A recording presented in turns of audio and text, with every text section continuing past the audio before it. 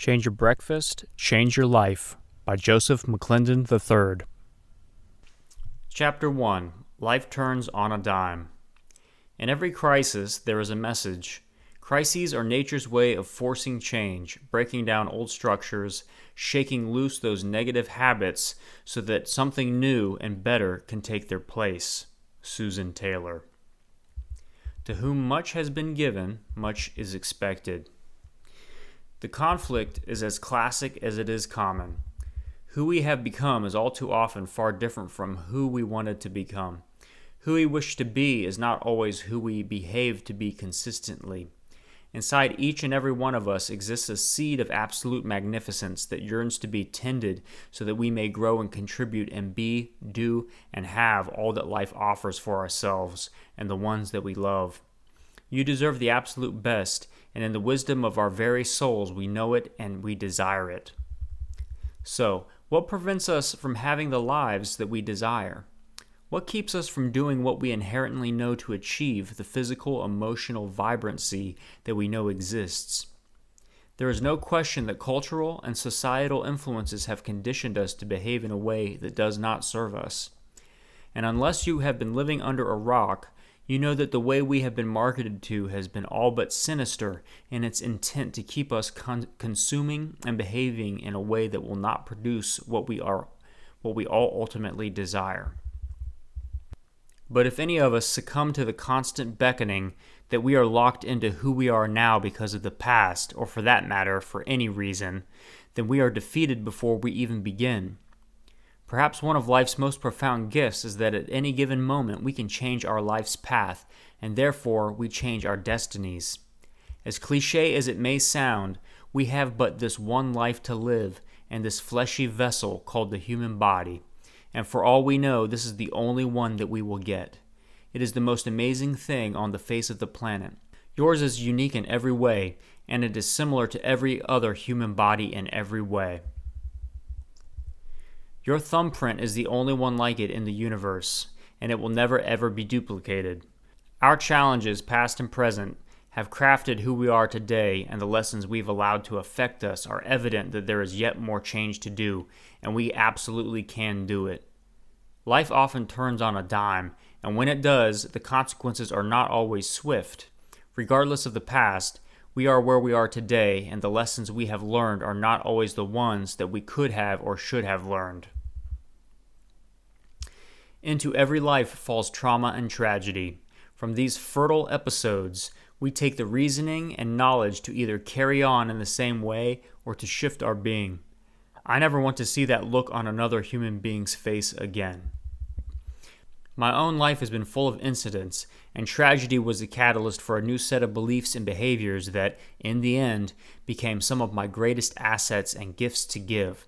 Let me tell you about one such event a long time ago. The year was 1988, and I had just completed a 2-week certification seminar on personal development in Austin, Texas. Though the main focus was on learning the skills of the neurosciences, we did spend some time on how our health affects our lives on all levels. During this time, I had the distinct honor of meeting Dr. Deepak Chopra, who was one of the many speakers on the roster for the event. At the time, Dr. Chopra was enjoying the success and popularity of his new book, Ageless Body, Timeless Mind, and was known for his work with patients who had been diagnosed with serious and even terminal diseases and was assisting them in turning their situations around. His focus was on non-traditional methods of medicine and treatment. I had the privilege of sitting down and spending about half an hour one-on-one with him, and to say the least, what I learned profoundly changed my life. Among so many other things that he talked about, one of the things that I remember him referring to was the people who were told by a physician that they had a terminal disease and that they only had a certain amount of time left to live before the disease would take their life. A great deal of the time, those people would die on or very near the day as stated by their doctor. Said differently, had the doctor told them they had 6 months to live, they would indeed die in 6 months, on the day. He even spoke of incidents where a terminally ill patient's medical records and diagnosis report were mixed up with a patient who had completely treatable and curable medical condition. The patient with the minor condition was then counseled by a physician and told that they were terminal and did not have much time to live. After hearing this devastating news, the patient with the curable disease died within a few days. He talked about the power of suggestion and belief with regard to our health, and that the mind will actually cause the body to respond to whatever it is told. And whatever level of belief the person has about the suggestion or news plays a huge part in this. He then went on to say that if ever any of us were to hear a terminal diagnosis about our own health or the health of anyone whom we care about, we should respond by saying, "Doctor, I appreciate your diagnosis, but I will not accept your verdict," and to then seek other opinions and practices to change the situation. Although this made a great deal of sense to me, I had no real use for it at the time, so I stored it in my brain under useful knowledge for the future, and went on with my education within the personal development arena. I returned from the 2-week seminar at 3 a.m., and I was standing outside my apartment fumbling through my luggage for my house keys. From inside my apartment, I heard my phone ringing, and I remember thinking, who the heck would be calling me at this time in the morning? And it crossed my mind that it might be serious, so I listened closer. I heard the answering machine pick up, and I then heard the strained voice of my older sister, Ava. She was close to tears, and all I could make out was, "Joseph, you have to come quick. Mom is sick and in the hospital, and we need you to come quick." I finally got the door open and rushed to pick up the phone, but she had already hung up. I called her back, but she was not at her house, so I called the hospital in the town where she and my mother lived. The receptionist confirmed that my mother was admitted earlier and she was in surgery. She told me that she couldn't tell me what the nature of the admittance and the surgery was over the phone, only that it was very serious and that I needed to make every effort to get there ASAP. Without hesitation, I ran out of the house and jumped back in my car and headed out down the road to the hospital. My mother and sister lived in a small town about 3 hours outside of Los Angeles, where I lived. As it was 1988 and cell phones were still being invented, I spent the next 3 hours driving full of uncertainty, worry, and fear. When I pulled into the hospital parking lot, it was about 6 a.m., and I ran to the receptionist's desk. She told me that my mom was just coming out of surgery and that I could find my sister in the waiting room down the hall. I sprinted down the corridor to find my sister standing in the middle of the floor with my then infant niece in her arms. Her face was wet with tears, and she looked me in the eyes and began to sob. I never want to see that look on another human being's face again. Before I could get to her to hold her, the door opened behind me and in walked a man in hospital scrubs. I could see traces of blood on his clothes, and I immediately assumed it was my mother's blood. He asked, "Are you Joseph?" I told him that I was, and then he said, "I have some very bad news to tell you and your sister. Your mother has cancer, and it is terminal."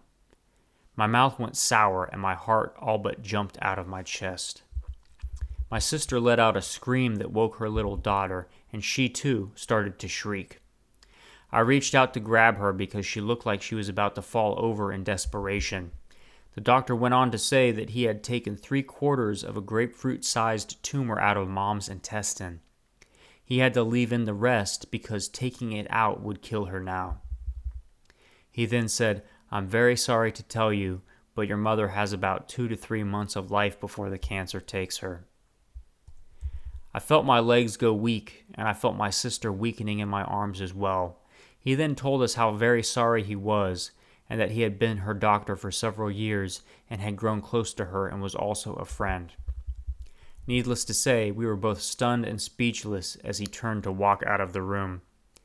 Then, from somewhere inside me, the words that Dr. Chopra had spoken to us the week before just came out, and I blurted, "Doctor, I appreciate your diagnosis, but I will not accept your verdict." He stopped dead in his tracks and slowly turned back around to us with a look on his face that was a mixture of compassion and, "Oh no, not another one of these difficult cases." I explained to him what I had learned and how I had been a student of good nutrition for several years now, and that we wanted to seek other means of getting her well. With a great deal of compassion and patience, he explained to us that it was his job to tell the patient the truth and that he had seen this hundreds of times and it was too late. "Doctor, you can tell her she is sick. You can tell her how sick she is and that she has cancer. Just don't tell her she is going to die." I reiterated the power of suggestion and how it can cause a patient to give in prematurely. He then turned again to leave and said that he must tell her. I didn't know what else to do, and I was on the verge of freaking out, so I reached out and grabbed his shirt sleeve.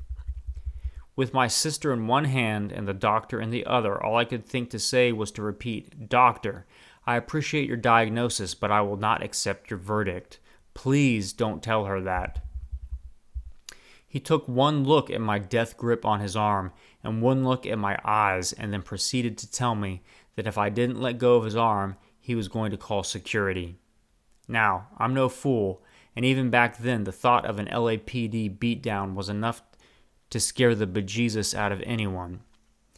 I'm not a violent man and would normally never threaten another, but this was my mother's life and felt I had no other choice.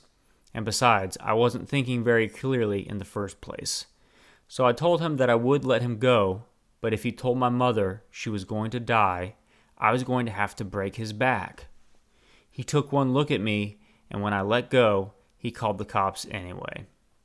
I sat there comforting my sister, and within about 10 minutes, the police came and escorted me out of the hospital, where I was told that when I calmed down, I could return inside. I sat there in the parking lot for about an hour, and it was then that I made the decision to dedicate my life to finding a way to help my mom beat the disease that threatened her life. I remember reading a book by Dr. Norman Cousins, who cured himself of a terminal disease through laughter. And I remembered when, just a few months earlier, I had changed my own diet and how much more energy and vitality I had. I remembered what my friend Tony Robbins taught me, that our cells will heal themselves if we give them the proper amount of oxygen, nutrition, and the ability to eliminate their waste. I knew that my mother would be sedated for a few more hours, so I went out in her town and purchased a VCR and rented some comedy videos. As the internet was still being invented, I had to do things the old-fashioned way by going to the library and using faxes and printing machines to get information to show my mother when she came to. A few hours later, I walked back into the hospital with the VCR, the tapes, and the material, and went to my mother's room where she was still out cold. I hooked up the VCR to the TV in the room and got everything ready, and I waited for her to come around.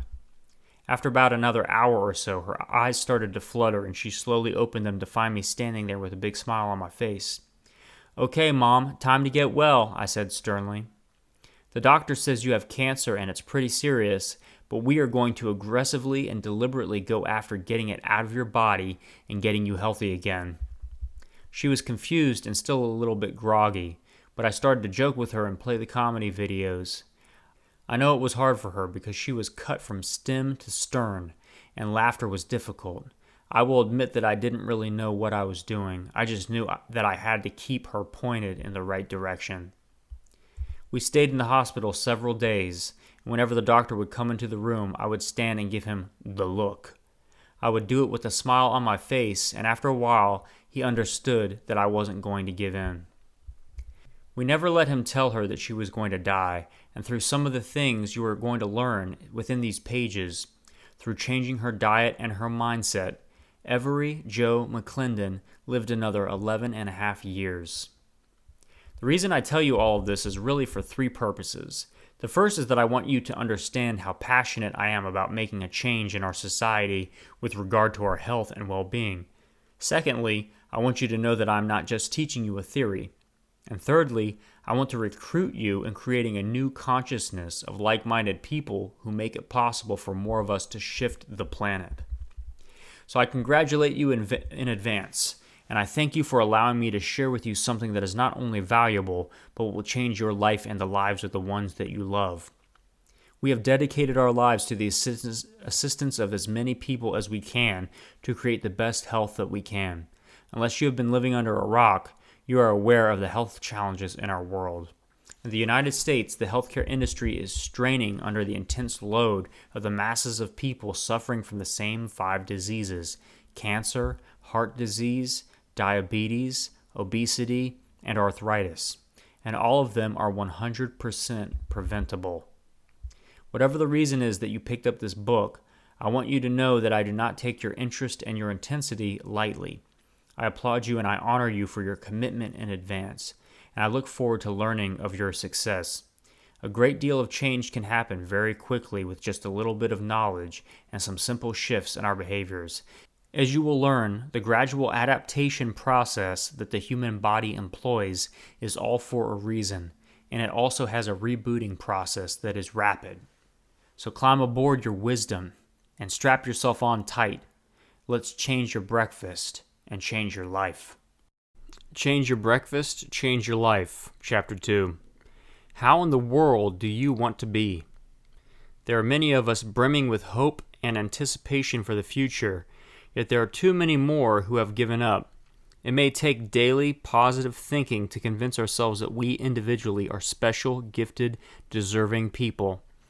We can personally inspire others by exercising our demon, our cynicism, our destructive habits, and by acknowledging the value inside our hearts and heads. Eric V. Kopage. We've all seen them, we've all heard of them, and some of us even know some of them. Those seemingly lucky or blessed people who always look good. They're always smiling and are shining examples of health, vitality, and fitness. They are vibrant and look and feel much younger than their chronological age, and they never seem to get sick or fatigued. They always seem to get a lot more done than the masses, and they have a great positive attitude. For most of us, it has crossed our minds at least once. It sure would be cool to have some of what they have. Granted, sometimes those types of people are our nemesis, our unbeatable opponent in terms of them being a reminder of what we don't have. But in our heart of hearts, we all long to have our lives at the highest level. And if we are not one of those people now, then we all want to change our lives. And what does this mean anyway? Change your life. I'll offer you this working definition, explanation, so that we can all be together on this. If it works for you, great. And if you can use it to shift your thinking, then even better. To change one's life is to actively and deliberately make a shift in one's thinking and behavior with the intent to alter their future circumstances. Whether large or small, any shift in behavior or thinking or feeling that produces a different direction will change your life. We have all had times in our lives where we heard something or learned something that made us make decisions to do something different, and we are either better or worse because of that decision. The trick is to minimize the bad decisions, or at least learn from them, and maximize the good ones. The quickest way that I know of to accomplish this is to learn from the wisdom and experiences of those who have gone before us. So, here is a direction that may be a good one for us to shoot for. To be able to live your life healthy, happy, disease-free, feeling good, and feeling good about yourself, and having that boundless energy to do what you need and desire to do. If you don't have all of this right now, then you deserve to. You owe it to yourself and the ones you love to see how you function at your optimum. And I'm not just talking smack here. What I mean by this is that, along with the tens of millions that have and are changing their lives, I too am a product of this incredible process. This year I will celebrate my 55th birthday, and I've never felt better and younger in my life. I haven't had as much as a cold or the flu in 23 years, and I have more energy all day long than I know what to do with. As you can probably tell, I have a pretty good attitude and outlook on life. I share all of this with you not to brag or boast, but rather to let you know two very important things. One, what is possible. What you will learn is exactly what I do and what over 40 million others do to produce measurable results. We don't have any special product or circumstance of privileges. You will learn exactly the same information and system. 2. Mentoring qualifications. When I got started, I wanted to know that the person or persons that were teaching me were already successful, not someone with good intentions that was simply teaching me from a book or a manual. Let there be no mistake that even our emotions and attitudes and abilities to be positive are all connected to what we do first in the morning. Even our looks. As you are going to find out shortly, the entire aging process can be altered and even reversed easily and quickly. Outcomes. Our mission in writing this book is to 1. Awaken. The first goal of this book is to assist you in coming to the conclusion that regardless of the physical, mental, or emotional shape you are in right now, regardless of your age or your gender, regardless of whether or not you need to lose a little bit or a lot of weight, or even if you need to gain weight, regardless of whether or not you are suffering from any disease, mild to severe, regardless of your emotional state, your attitude, your self-esteem, your confidence level, and even your appearance, regardless of your energy level as you go through your life, no matter what, all of these things are determined by what you put in your body first thing in the morning. 2. Educate. Your body knows exactly what to do, and you can change anything that you want in a very short amount of time by changing your breakfast now. We will educate you with the knowledge and the evidence that will show you that we have been led down a path of destruction and disease, and it is time to take back control. 3. Get results fast. All of the knowledge and intentions have no value if they do not produce real, tangible, measurable results. We will give you the solution, the elements, and the action plan that will change your life and the lives of the ones you love. I will provide you with the tools, the resources, even the breakfast that will be fun, simple, magical, and easy to get the results that you desire. 4. Pay it forward.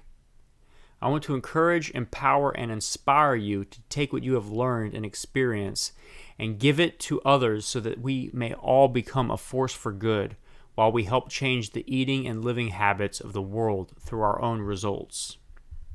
Chapter 3. Doing what we know. The urge to explore, the push toward the unknown, this is inherent in the life of the child. It does not seem to be a response from without, but rather the expression of some deep urge that wells up from within. Howard Thurman. The fact remains that for the most part, we all know what to do. We just don't always do what we know in terms of getting and maintaining optimal health and well-being. Although we will be covering in greater detail the mechanics of what we need to do in this book, perhaps the greatest question to be answered is how do we then do what we know? How do we get ourselves to consistently take the steps that we need to get the results that we all desire?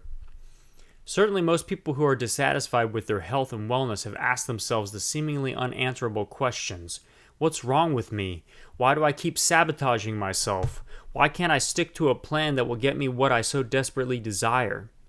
Many have simply given up and lived their lives in quiet, complacent desperation, envying and even despising those who have the lives that they desire for themselves.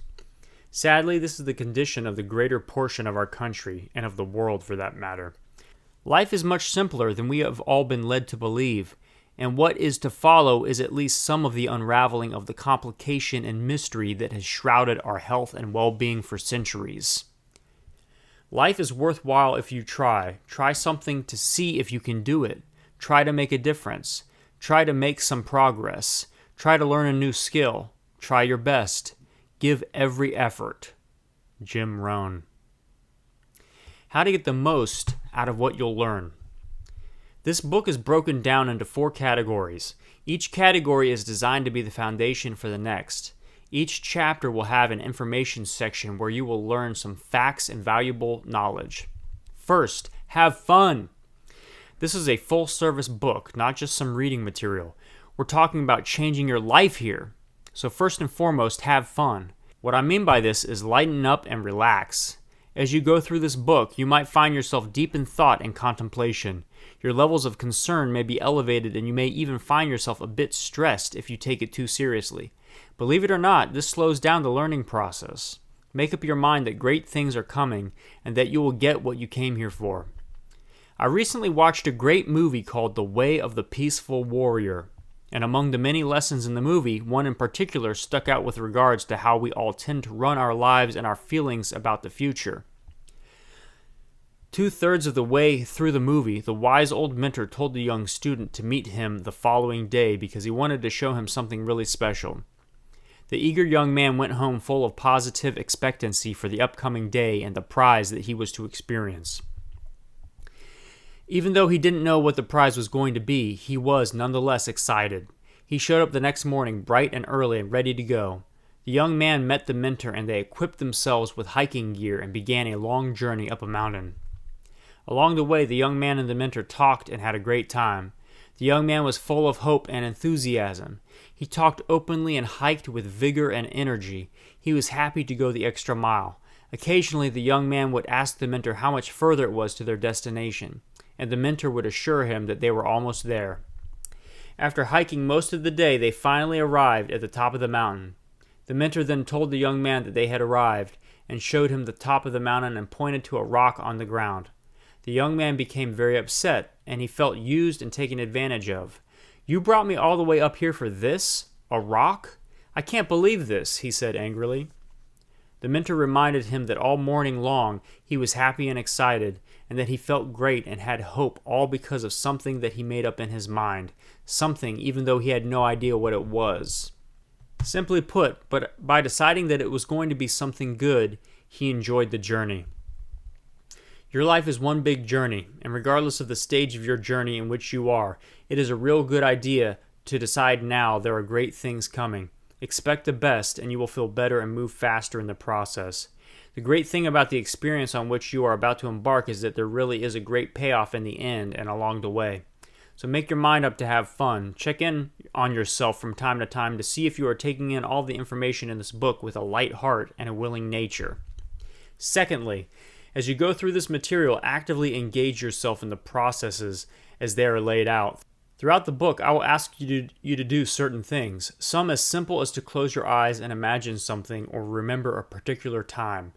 I also will ask you to take a few minutes to write something down in your book or journal. When asked, please take the time, right then and there, to carry out the request. Remember that every part of this book was designed to build on itself, so you will need all of the materials to effectively go forward. Also, even though the procedure will be simple, it is important that you do some things and do them consistently. Your body and your mind will soon take over and it will become natural and automatic. Thirdly, it is imperative that you have an open mind. As with anything in life that is worth achieving, it takes a new and different way of thinking. Not that the way you have been thinking is wrong or bad, or that you are wrong and bad. It just means that in order to get a different result, you must do something different.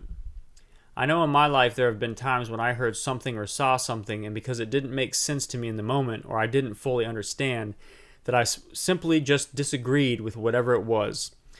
I closed it out, only to find out that I should have listened or acted upon it, and I missed out on a great opportunity.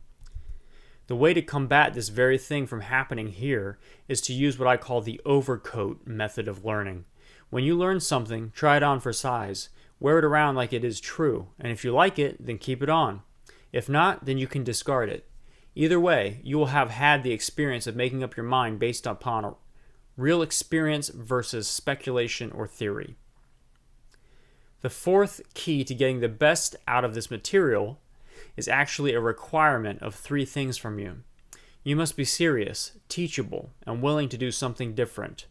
What that means is you must be able to make this leg of your life's journey with a level of enthusiasm and commitment, as though your entire future depends on it. Your future really does depend on it. The quality of your life is the quality of your wellness. As dramatic as this may sound, it is extremely and profoundly important to view the where you are right now as being a pivotal point in your life. When I look back on my life, one of the most important, if not the most important decisions and experiences I have ever made was to change how I treated my body. So shall it be yours as well, if you decide to be serious now. This is not to say that I don't want you to have fun. Just have serious fun and be deliberate in your actions. Being willing to work means being willing to execute and follow through. Consistently. Nothing in life comes without some energy and effort put into it first. Good and bad, the universe runs on the laws of cause and effect. So deliberately initiating a specific cause holds with it a specific result. the causes that you are about to implement and design to produce rapid, lasting, and profound results in a way that will change your very life. As I said earlier, people know what to do, we just don't always do what we know. Many of us sabotage ourselves even when we have a deep desire to change. We will explore the basics of the human psyche with regard to how our emotions govern our behaviors and what we can do to turn it all in our favor so that our emotions will work for us instead of against us. Because this is a results-oriented process, I will be asking you to do some simple things in terms of writing something down and reviewing them as you visualize. This is designed to affect the smarter part of you, which is your nervous system. This will make your changes and your behaviors automatic and not conscious. These procedures are simple and easy. They are tried and true methods of internal change and have proven effective for thousands and thousands of people throughout time. I won't always take the time to explain how they work. Finally, I will propose to you the solutions in terms of specifically what types of breakfast you need to eat and when. I will give you some simple choices, some recipes, and even some solid solutions that will fit into your lifestyle and your budget. They will be fast, easy, and most of all, extremely effective in terms of solid, measurable results that you can see and feel. Change your breakfast, change your life. Chapter 4. Human beings are the most amazing people I know. We live inside the unbelievable cosmos, inside our unbelievable bodies. Everything's so perfect, everything's so in tune. I got to think God had a hand in it. Ray Charles. In this day and age where anything, and I do mean anything, is possible, I have 3 questions for you to answer. Question 1.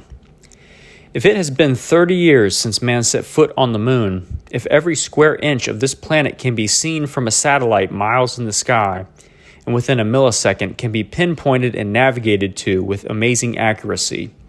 If it is estimated that 85% of all the knowledge in the history of mankind can be found on the internet and can be accessed by anyone with a cell phone 24 hours a day, 7 days a week, if every nerve and every cell and every organ of the human body and every compound and function of every part of the body has been studied, scrutinized, mapped, and even synthesized, if all 5 of our senses have been in some way duplicated by machines and gadgets, if we have put a robot on Mars and will soon put a man there, if we have the ability to recreate another human being exactly like the original, and the only thing stopping us from doing so is the ethical and moral considerations, if I can place a device in my ear the size of a small pair of fingernail clippers and access my cell phone, and in a matter of seconds talk to someone on the other side of the planet, then it doesn't make sense that the same species called mankind, which can and has done all of these things and infinitely more, should also have the ability to solve the world's problem of an abundance of sick people and those who are overweight, tired, aging rapidly, and living with emotional distress. The answer, of course, is a resounding yes. Question 2.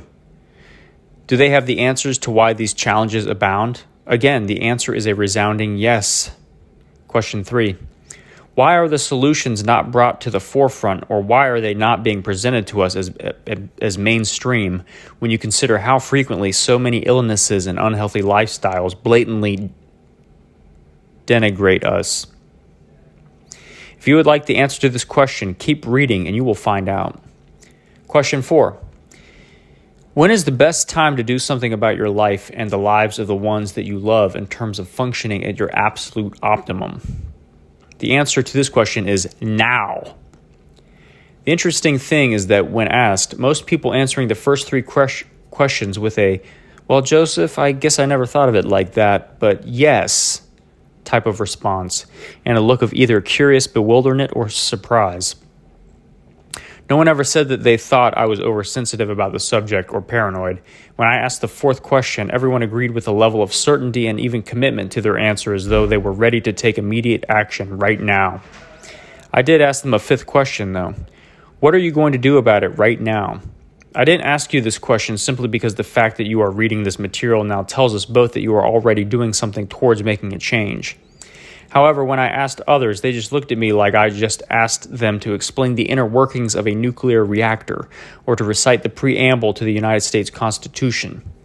Then some would just shrug their shoulders or look at me like, well, you tell me. Others would think for a second or two and then spontaneously contrive a plan of watching what they eat or reading labels or getting together some sort of exercise program. The point of the matter is that very few people know to think about how to optimize their well-being, and for those few who do, they have no real plan to correct their trajectory. Without a plan and a doable system, there is little hope of success in any endeavor, let alone changing one's consumption habits and rituals. This, at least in part, why I am so excited to share with you the knowledge and the systems in this book. Your efforts will be rewarded with a new you inside and out. Fortune favors the bold, and life is exactly what you dare to make it. So let's boldly dare to make your life magnificent. Chapter 5. You deserve the absolute best. Life loves the lover of it. Life loves to be taken by the lapel and told, I'm with you, kid. Let's go. Melvin Chapman. Everyone wants to look and feel good, even if just for our own self-esteem. We all want great bodies, boundless energy, and optimal health. We want our appearance to be appealing to ourselves and to others, and we want our all-around nature to be positive, optimistic, loving, and forward-moving. We want to have the type of vibrant energy that motivates us to be, do, and have more for ourselves and the ones we love. Put simply, we all want to have a good, long, healthy, active life of which we can be proud. This is a no-brainer, and with the exception of a handful of antagonists and skeptics, there aren't too many people on the planet who would disagree. And my guess is that at least one of the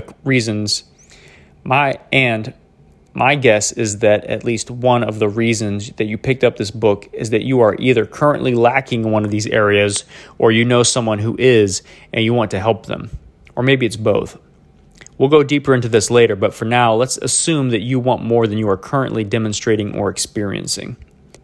Another simple but arguable concept is that for the most part, we all know, at least conceptually, how to get the mind, the body, the health, and the appearance that we desire. Most of us know, at least conceptually, what to eat, when to eat it, and even how much to eat. You would have to have been living under a rock not to know that the obesity and disease rate is currently at epidemic proportions. With Academy Award-nominated movies like Super Size Me and all the lawsuits against the major fast food giants, it is safe to say that the way that we eat as a society does not support a vibrant, disease-free life. I'm going to go into much more detail later as to why things are the way they are, and it's going to blow your mind to find out the depth of research and technology that has been used to keep our societies dependent on the types of foods and lifestyles that are all but killing us in mass proportions. We also know that when we move our bodies in the form of deliberate exercise, the payoffs will be tremendous in terms of overall health, wellness, fitness, and will even enhance our overall appearance. It's also no secret that most people do not get the proper amount of exercise to support a healthy life. We know at least instinctively that the proper amounts of sleep and relaxation will affect our general attitude and lower our stress levels. We know that by focusing on the positive and directing our minds to expect the best, we will feel better and have more certainty, satisfaction, and joy. And even if we don't know the details of these aspects of health, the knowledge and information is literally at our fingertips in bold, living color, and in as much detail as our brains can comprehend on the internet and on television. There are scores and scores of books, articles, and manuscripts written on virtually every aspect of the human body and the mind. There is a seemingly endless flow of DVDs on exercise and flexibility. There is always a new exercise gizmo on yet another infomercial that promises to rid you of your particular problem area quickly, easily, and with little effort, and all for just $14.95 to try risk-free for 60 days without obligation. They are so sure that you will want to keep their fantastic time-saving wonder machine that after the 60 days your card will be charged 3 easy payments so you can continue to enjoy the remarkable benefits. The fact is that diets don't work, energy drinks are temporary and damaging, and beauty and attitude come from the inside out and are not things that you slap on to cover up your imperfections. The question is, if diets and exercise work, then why are the vast majority of us so unbelievably healthy and tired? So unbelievably unhealthy and tired. If beauty and aging products really did what they say they will do, then why are so many people yearning to look and feel better? Life is much simpler than we have been led to believe. The simple answer is that we are approaching life's challenges in the wrong ways. We have for centuries been approaching the problem with a Western attitude of fix it after it's broken, instead of preventing it in the first place and dealing with the real issue of why it is the way that it is. Life is much simpler than we have been led to believe. Western medicine and philosophy is based on what, at first, might seem extremely logical. We study the problem and work backwards. We look at the sick and try to assess what it was that made them that way, and how to reverse the process to try to restore health and energy. This makes complete sense because, after all, if there is a problem, then we naturally want to take care of it as soon as we can so that it doesn't get any worse. However, this mindset is the same as the following scenario. Let's just say that you and I were going to take a plane to Las Vegas, and just before this plane pulled back from the runway, one of the engines started sputtering and smoking. Naturally, they would pull the plane back to the on-ramp, and the mechanics would go to work to first find the problem and would then fix the problem. Now, in the meantime, you and I are still sitting on the plane, wondering and worrying what the heck is going on with the plane and what we are going to do. Are we going to make our departure time and arrive when we want to? Will we arrive in time to enjoy the festivities of Las Vegas, and will we feel like staying up all night having fun? As we sit on the tarmac wondering and worrying, the flight attendant occasionally speaks on the intercom and tells us to please be patient while the engineers and mechanics search for the problem. We can even see activity going on outside the window. Men and women in overalls buzz about the place, and every once in a while we hear a clank and buzzing of a power tool, and maybe even feel a clunk within the bowels of the plane. All of this waiting and anticipation causes a bit of stress and anxiety, and we start to feel like we want to get off this plane. Finally, after a couple of hours of sitting in our seats and waiting, the captain's voice interrupts our little pity party and in a calm, reassuring tone notifies us that the mechanics have found the problem and will be fixing it. He tells us that they have found that a circuit breaker has been tripped, and it has shut down the fuel supply to the left wing engine. He says not to worry because they are vigorously working to replace the circuit breaker, and we will be on our way in just a few minutes. Now, in case you don't know, a circuit breaker is a fail-safe device that lets you know when there is a problem. If, in the case of a short circuit in the electrical system, an electric circuit breaker will step in and shut down the system to avoid any further damage to the entire system. Most people don't even know what a circuit breaker is, but we sigh with a bit of uncomfortable relief, believing that the pilot, with his superior depth of knowledge and judgment, knows what it is and that it is being handled the right way. After another half an hour of clanking and clunking and waiting, we hear and feel the engines fire up and the plane starts to be pushed back for the runway once again. The captain comes on over the intercom again and says, "Ladies and gentlemen, thank you for your patience. The circuit breaker has been replaced and we are scheduled to take off in just a few minutes. So sit back and enjoy the rest of your flight to beautiful Las Vegas, Nevada." So here are the life or death questions. Now, knowing that a circuit breaker is an indicator that there is a problem, and knowing that all that was done was to replace the breaker, and knowing what caused the breaker to trigger in the first place, are you willing to take off and fly 35,000 feet in the air at 250 miles per hour for 3 hours to get to Las Vegas? Any logical-minded person would deduce that the cause-effect nature of things is that if the effect is the circuit breaker tripping, then there must be a cause, and if you don't address the cause, then the effect will happen again. In this case, it could happen while you are in a very dangerous position. Will you speak up, or will you take that flight? Dang. I asked the same question of an audience once a few years ago, and a man raised his hand and said, "Well, we're going to Vegas anyway, and Vegas is where you gamble, so might as well take the gamble right from the start." The whole room erupted in laughter, but the sad truth of the matter is that this is the real-life approach that so many of us take about our health and well-being. The circuit breakers are firing off all around us, things like our skin, our energy, our weight, our attitudes, our overall health and well-being. This simple example is a perfect metaphor for what takes place every day in the medical profession. A patient goes to the doctor complaining of a symptom, and the doctor looks around. The doctor only has a few minutes to figure things out for you, so based on what he knows to be true, he gives you a diagnosis and prescribes a medication to handle the symptom. The challenge is that the symptom is the circuit breaker of the human body.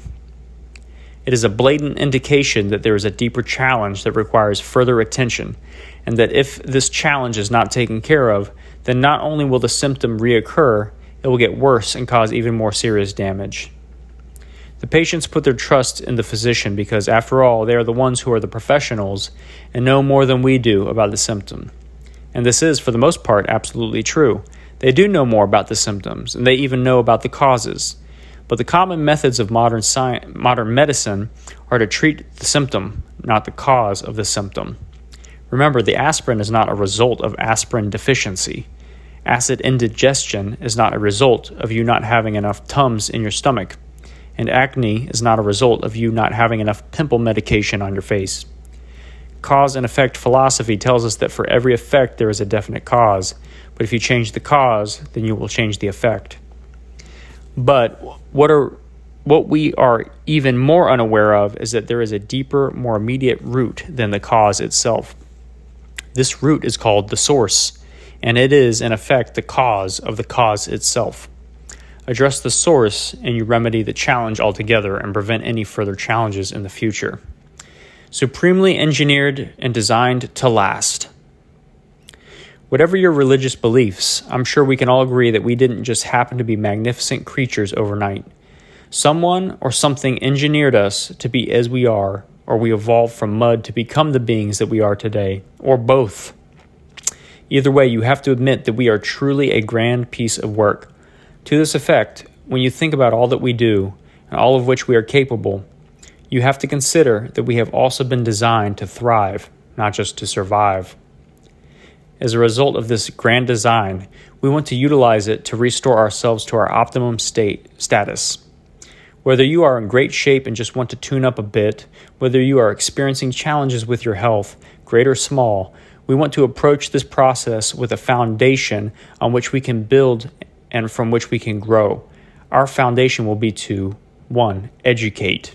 Affect the source and stop the bleeding. Learn the simple facts of how and why things are the way they are. Number 1. Educate. Affect the source and stop the bleeding. Learn the simple facts of how and why things are the way they are. Number 2. Heal the feeling. Affect the mind. Learn facts about how and why we do what we do. Number 3. Solution. Learn what to do and how to do it. Create the habit. Activate and accelerate. Number 4. Condition the results. Make them who you really are. Make it stick so that you automatically take the best, most powerful steps for your outcomes. These simple steps will make it easy and fast for you to attain your results. Keep in mind that everyone is different in terms of what they consider personal appearance and weight. So, to make sure that you get what you want, I will be asking you to describe your ideal you. This way, you can have a measuring stick to guide you and not rely on what I or anyone else says is your ideal. Chapter 6. Let's talk about breakfast. If you do what you've always done, you'll get what you've always gotten. Moms Mabley.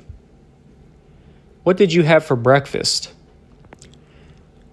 Please answer this question quickly and honestly. Perhaps an even better question to ask is, what do you normally have for breakfast? What do the people around you have for breakfast, i.e. your family, friends, coworkers, etc.?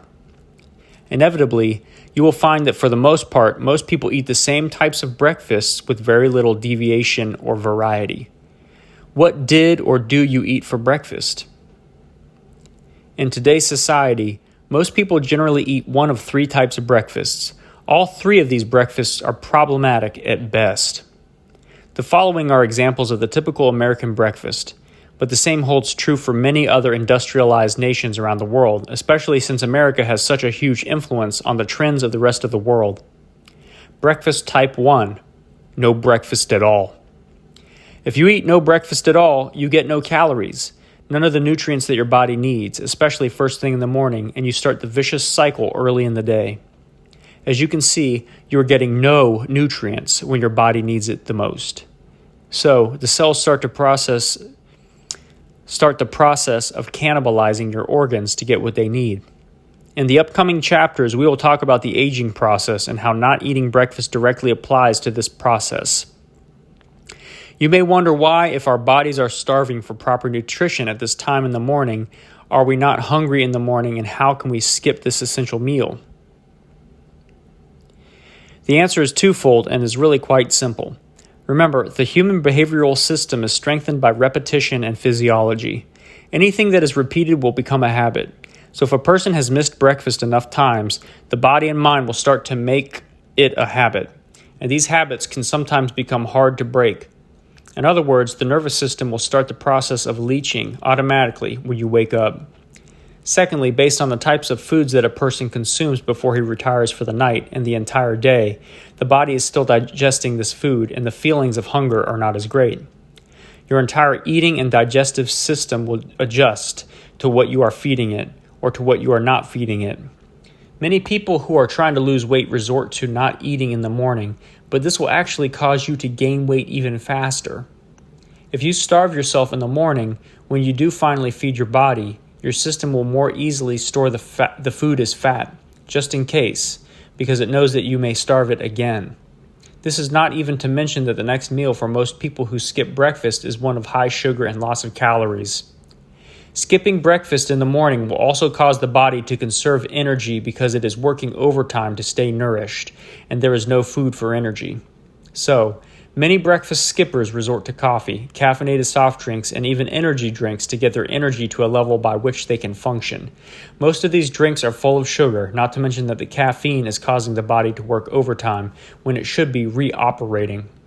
Breakfast type 2, the fast breakfast. The second type of breakfast is what's called a quick or fast breakfast. You grab a latte, maybe grab a muffin, a slice of toast with jelly, a bagel, a coffee with sugar, cereal, donuts, or pancakes. These types of foods. These are the ones that are usually eaten on the run while on the way to work or to school. We call it a fast breakfast because it is easy and fast to make, and unfortunately, people eat it fast as well. These types of foods are simple carbohydrates, and they are immediately turned into sugar. Your body wakes up and demands vital foods and water, and instead you give it sugar. Here you have guided your pancreas to produce insulin, which lowers blood sugar, zaps your energy, and causes you to crave even more food and sugar to get your blood sugar levels back up. This is the vicious life cycle by which most people live, and they don't understand why they are going up and down in energy, weight, and well-being. There's a note that says chart here. Along with the sugar and the acid that is produced in the system, there is no nutritional value in this type of breakfast, and the calories are astronomical. This means that the body will store this junk as fat. What's worse is that the body will make this a habit and start to do it even when we are not eating. A simple cup of designer coffee can contain as much as 800 calories, and a muffin or a bagel can add as much as another 300 to 400 calories. These are empty calories. Remember that the average person needs anywhere from 1,200 to 1,800 calories per day, and we are consuming anywhere from 1,100 to 1,500 of those calories, and we haven't even gotten to lunch yet. It should be easy for you to see why so many people are so overweight and unhealthy. Breakfast type 3, the traditional breakfast. The third type of breakfast is a traditional American breakfast, which may include coffee, sugar, eggs, bacon, potatoes, bread, orange juice, etc. This type of feast is high in calories, high in fat, and of minimal nutritional value. And the orange juice, unless it is fresh squeezed from the orange right there in the kitchen, is full of sugar and preservatives. Usually this breakfast is eaten at the table and is quite large. We Americans like our stuff big, and if it's on the plate, we're most likely going to eat it, and we're probably going to eat it all. Even though the protein in the meat offers a tiny bit of nutrition, it is full of fat preservatives and it is hard to digest. The average American and European intestine carries within it over 5 pounds of putrefied, half-digested red meat. This meat stays here and continues to trigger the digestive system. Plus, another 5 to 10 pounds of foul, toxic mucus waste that has been impacted for years remains in the folds on the colon and the small intestine. The average person can have from 20 to 50 pounds of excess weight from unpassed waste in the digestive tract. This means that toxins can build up and continue to circulate throughout the system, causing the system to be confused as to what it should do. All of these breakfast issues really come down to a low blood sugar. Even though the food is converted to sugar and the sugar is in the blood, the pancreas recognizes this and produces insulin to counteract the sugar in the system, and this is what brings the blood sugar level down. Low blood sugar causes you to feel fatigued in the morning, even after having slept for a full 8 hours, and once you are low on sugar, your brain sends your body to sleep. This explains why people become tired shortly after they eat. It is the morning, and most people have things they need to get done, and the day is just getting started. They begin looking for something to bring their energy back up. This is where the coffee and soft drinks come in. More sugar, more acid, and more insulin. Up and down, like a roller coaster. And all the while, storing fat and robbing nutrients from the body. This is a vicious cycle that is hard to break, and people don't even realize that it is going on because they are caught up in the social hypnosis of our society, which is promoting that the foods we are eating are the best for us. I hope that you can now see that the system is flawed and that there needs to be a break that will bring about the change that we all seek and deserve. Chapter 7. Why bother? Why comes first? How comes second? Results soon follow. Human beings do some amazing things when they have a strong enough reason why. Before we even talk about how things are and what to do about them, I want to introduce you to a concept that will drive you to do whatever it is that is necessary to get your outcomes. For more than 2 decades now, as a peak performance professional, I've had the privilege of interacting with over 1.5 million people all around the globe. Though I studied psychology in college, I didn't really start to understand how we as human beings think and act with regards to our psychological makeup. I then studied the neurosciences and became proficient in several change processes, including neuro-linguistic programming, hypnotherapy, neuroassociative conditioning, and several other traditional and some not-so-traditional human change technologies. I spent the first 10 years of my career assisting people with overcoming fears, phobias, and emotional challenges. I've had outstanding mentors and teachers who taught me to be the best. What would normally take months and sometimes even years to remedy would take me days, and in most cases hours, to make a lifelong change. I served on the faculty at the University of Southern California, Los Angeles, for 6.5 years, and have had the privilege of working with some of the world's most successful and notable figures, from Academy Award-winning actors to musicians and sports superstars. The reason that I tell you all of this is not to impress you, but rather to drive home 2 very important points. My first point is simply what it is possible for us as humans to achieve in life. What I mean is that if it is possible for all these people to get results in some pretty major challenges within their lives, then it is certainly possible and really probable for you to get the results that you desire in yours. Secondly, I was always taught by my mentors to go to the best when you are looking to learn or model success. So, I wanted to make it clear that this is not my first rodeo and that you have come to the right place to get the results that you desire. I will share with you the knowledge and wisdom of my great mentors and coaches, making it easier and faster for you to achieve the outcomes you desire.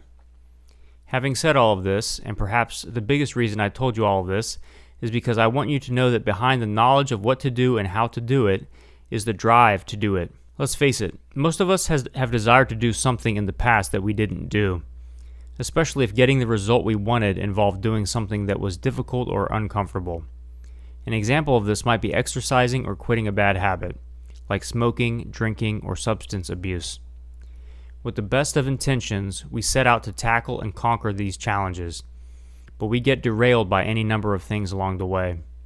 The biggest and most effective of these distractions is our own personal psychology and our feelings. We talk ourselves out of doing what we know intellectually is the right and beneficial thing in the moment. We've all been there, and in the moment, our reasons for not taking action are stronger than our desire to do what it takes to get the results we want. The fact of the matter is anything that is more than the average that is worth attaining will usually carry with it a level of discomfort in terms of hard work or discipline. Willpower comes into play when it comes to habits and addictions, and even fears, like the fear of rejection or the fear of failure, even though our intellect will tell us otherwise. When it comes down to actually doing the deed, our emotions may tell us differently, and in most cases the emotions will override logic, hands down. So what's the answer? What is it that makes some people? After all of these years and all of these experiences, it has become very clear that human beings will do more if they have a strong desire, or at least are aware of their reasons for attempting what they want to do. Said differently, human beings will do some amazing things when they are attached to a strong enough reason as to why they want to do something. Let's prove it with you. Play along with me for a moment.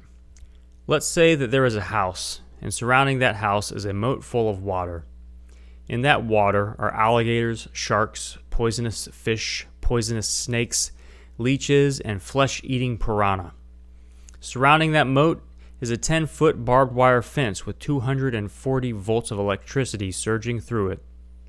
On the fence is a big bold sign stating that anyone caught trespassing beyond the fence will be prosecuted within the fullest extent of the law, and in the process receive a full-on, hardcore LAPD beatdown. You and I are standing outside of the fence looking in. We can see the shark fins in the water and hear the crackling of electricity surging through the fence. And I say to you that inside the house, in one of the bedrooms, laying on one of the beds, is a brand new, crisp $10 bill. And if you can get into that house, you can have that $10. No questions asked, free and clear, you can have the money. The question is, would you attempt to get into that house to get the $10? Unless you are crazy or you have a death wish, your answer should be a resounding no. Not for 10 measly bucks. The risk versus reward is way off kilter here. To risk electrocution, poisoning, and being dismembered and eaten alive is a steep gamble for 10 clams. But if I told you that inside the house, lying on the bed in one of the bedrooms, is a person that you love the most in life, and he or she is fast asleep, and the house is on fire, and if you don't get in there and wake up your loved one, he or she will be burned to death in the fire, would you now get in the house? Well, for most of us, the answer is, of course, yes. As a matter of fact, you would fight me or anyone else who tried to stop you from getting in there. You would find a way to get in there. You would become incredibly resourceful. You would think of things that you would never have thought of before. You would have boundless energy, and you would have clarity like you have never had it before. Your drive and determination would be maximized, and your focus would be razor sharp. All because you now have a strong enough reason why. Although this is a pretty radical and morbid example, my point is to illustrate that this is how we as humans function. We all have a mechanism, so to speak, inside of us that stimulates our nervous system to step up and do more. When we are attached to our reasons why, we find a way to get it done. This is where a great deal of our internal drive comes from. It is what will make us get up early and stay up late and go through the hard times to get to the outcome. We don't question or make excuses for why we can't. When we are attached to our reasons, time goes faster and we become less affected by outside distractions. The pain seems less and sometimes even non-existent. If you look into your own life, isn't it true that when you really wanted something and you did the hard stuff to make it happen, you were driven by a strong image and feeling of why you were doing the task in the first place? So as long as this mechanism is in place in all of us, doesn't it make perfect sense to use it to our advantage? This is one of the fundamental building blocks to rapid human change. Utilize what is already working to create the results we desire. It's also important to understand that everyone is different and that we all have different reasons, and we all have different levels of intensity and emotions about things. This simply means that one person may place a great deal of value on losing weight, and the reason why they want to do it is because they want to be healthy and alive so that they can see their children get married or graduate from college. And another person may want to lose weight because the most important thing to them is to look good in their clothes. Yes, both of these reasons are important, but to each individual, it is important that he feels good about his own personal reasons and feelings, and does not try to motivate himself to do something based on someone else's reasons. So, let's take some time to find and bring to the forefront your own personal reasons why you should go any further. Remember that this is not rocket science, and I purposely made it simple to understand so that you won't have to put much thought into it. This is one of those times that you will want to just allow your imagination to work instead of your intellect. First, let's start with your reasons why, and then I will tell you how to use them to enhance your drive. Start by answering a few questions. There's no need to be poetic or creative in your writing. Just listing your answers is fine. We will refine them and put them into a usable form later. Please take the time to do this right now. Do not skip over this page as it is a critical part of the process. Remember, we are talking about changing your life. If you can't do it right now, then put the book down and pick it up when you do have the time. Also, make sure you actually write it down and don't just try to keep it all in your head. It becomes a very real thing as soon as you do this. This is interactive, so let's rock. Question number 1. Why did you pick up this book in the first place? Example. The title interested me because I want to feel better. I have been wanting to do something about my health for a while. I've put on a few extra pounds over the years and I want to finally do something about it, etc.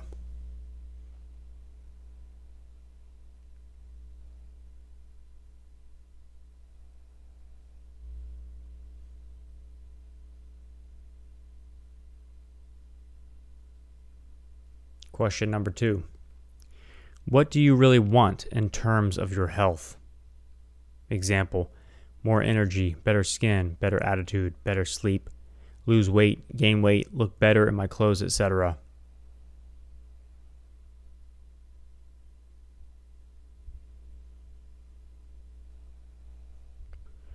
Question number 3.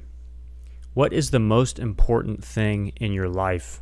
Example, my family, my children, helping others, my Harley Davidson, etc.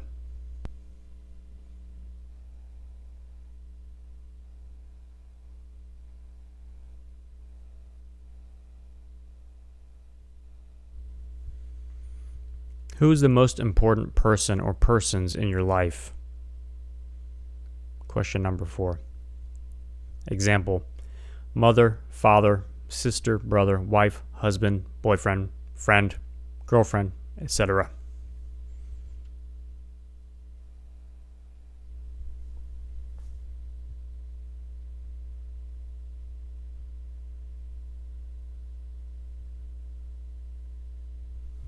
Question number 5. What makes you happy? Example, helping others, playing with my children, playing music, riding my Harley, etc.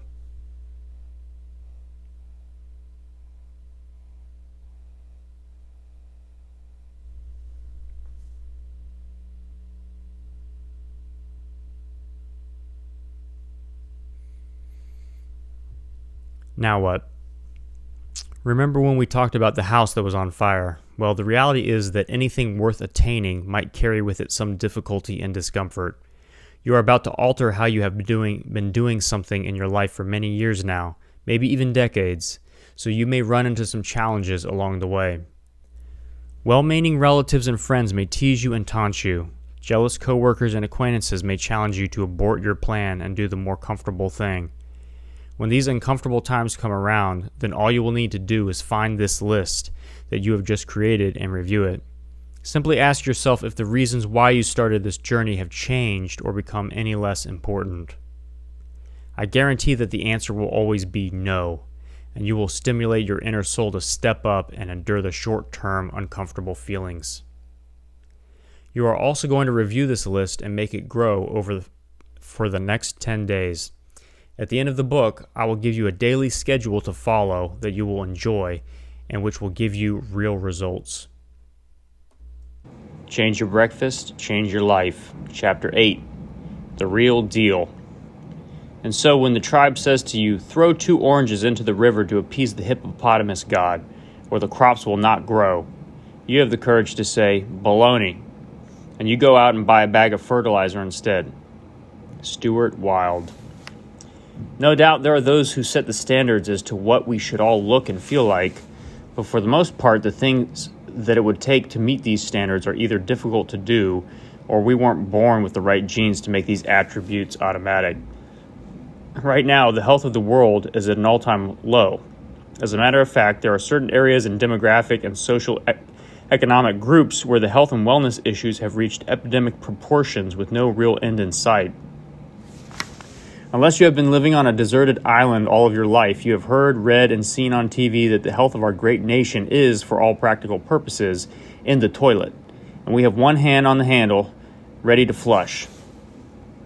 The fact of the matter is that even though we all want to look and feel better, we generally have a hard time doing what it takes to get what we want. We know how to create diseases. It seems ridiculous that as a species that has put a man on the moon and figured out how to split the atom, humans are still in denial about the fact that the same diseases keep popping up like clockwork, and we have yet to find a cure.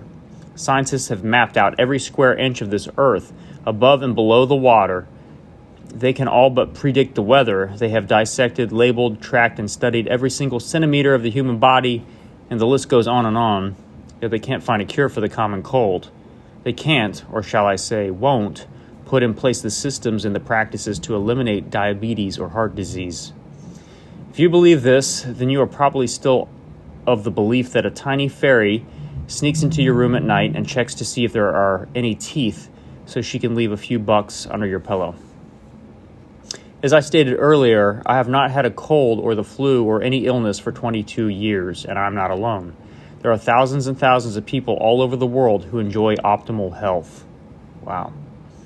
Have a look at the following list: weight gain, diabetes, heart disease, cancer, osteoporosis, stroke, lack of energy, arthritis. These are all preventable, and for the most part, curable diseases.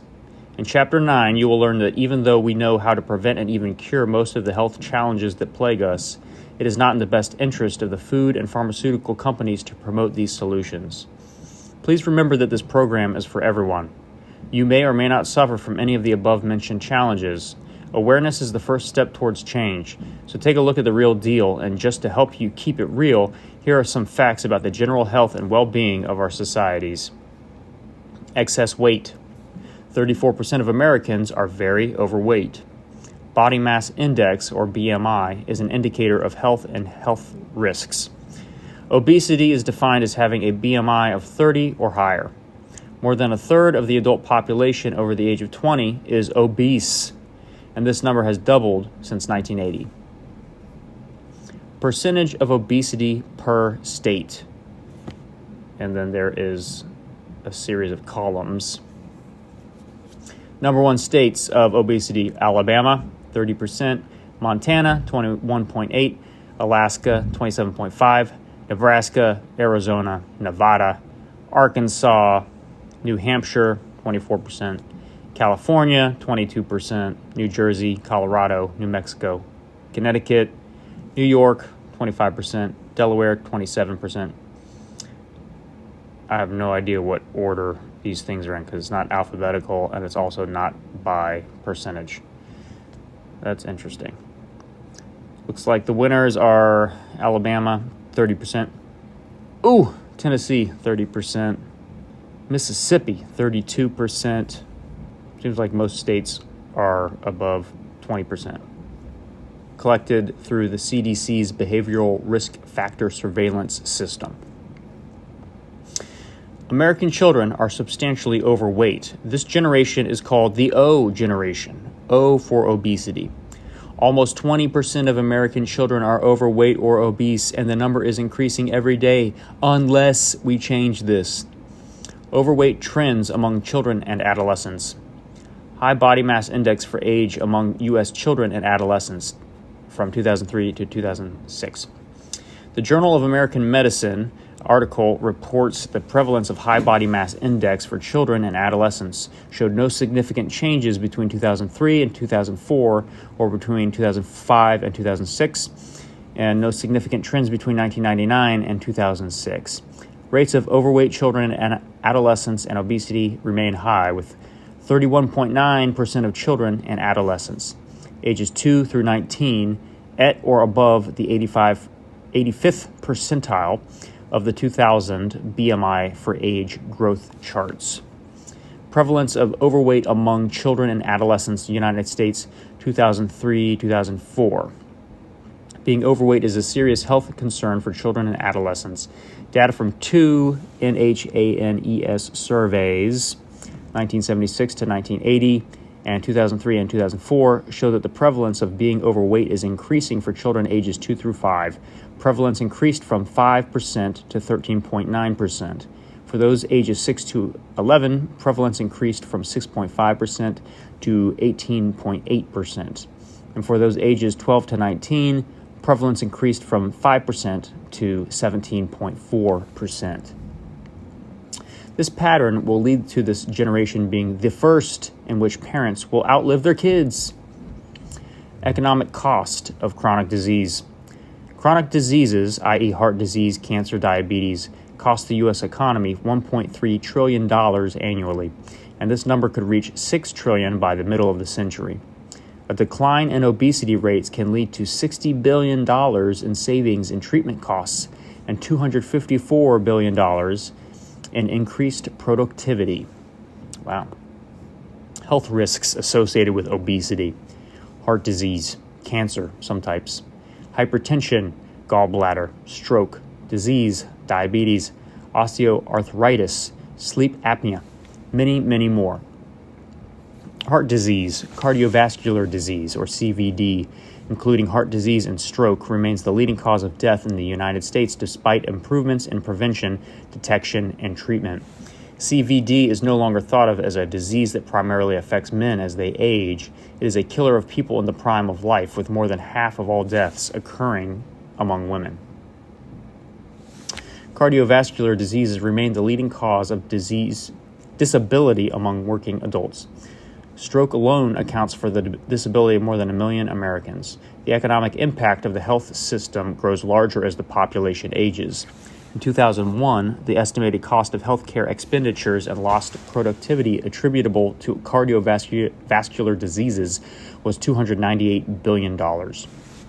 Cardiovascular disease in New York State.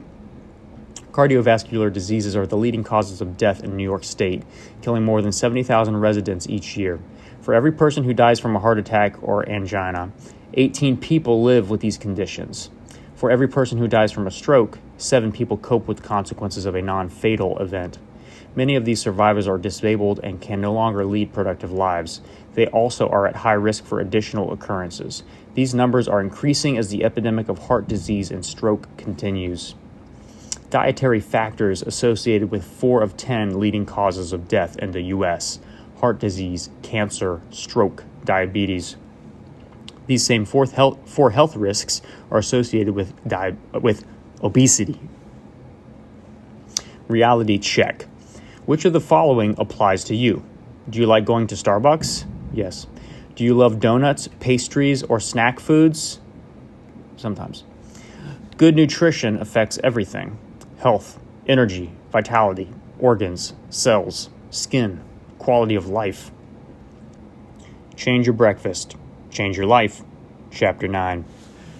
Your well-being is bad for business. Back in 1992, after getting the news that my lifelong dream of becoming a recording artist was dashed on the rocks, I was invited by my friend Tony Robbins to spend some time in Fiji. He had also invited several others along to enjoy his resort. Among the other guests were Paul Michael and his lovely wife, Martin Sheen with his wife and their daughter, Charlie Sheen and his girlfriend Ginger Lynn, John ... and Paul Pilzer, who wrote this. Tony had a knack for bringing people together for fun and a bit of mastermind commodore. And from those relationships, we all became richer in knowledge and experience, and a few of us even found new directions in our lives. I had an incredible time getting to know everyone on the island, and among other things, was able to forget about my challenges and focus on things that would make a difference in the lives of others. Everyone I met was fantastic, and the one that stuck out the most for me was Paul Pilzer. Paul was and is an economist and author. He had recently finished his book, Unlimited Wealth, and was enjoying its raise to bestseller status.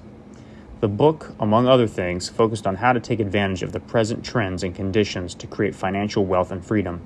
To this date, Paul is a world-recognized economist and has made an incredible impact on the planet with his predictions.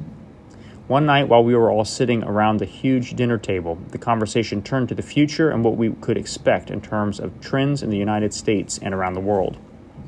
Based on his past history of predicting and his vast insight with regard to the pulse of the nation, Paul Pilser was asked what he thought the next new trend would be. Without batting an eye, he said that the next big trend would be in the field of health and wellness, specifically in the field of weight management, disease control, and aging.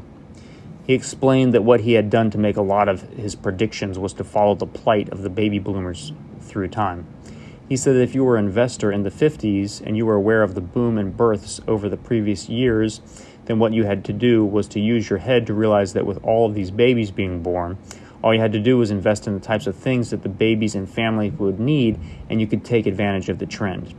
Babies need diapers and powder, baby food, high chairs, etc. So if you knew of a company that made these types of products, and if you were to invest in these types of companies, you could enjoy the profits from their increase in sales. Using this logic, he said that what we had done was to track the needs of this huge mass of people that were born between 1946 and 1964, and he could predict what the next mega trends would be. These trends ranged anywhere from diapers to washing machines to cars and even to housing. When people reach certain stages and ages in their lives, it is inevitable that they will need and buy certain things. He said that based on this philosophy, he could tell that when these same people reach their 40s and 50s, based on the current eating habits of the world, they will want to have better health and look and feel younger en masse. Therefore, he said that if you want to predict what the trend will be, just look at the current health of that mass of people who are baby boomers.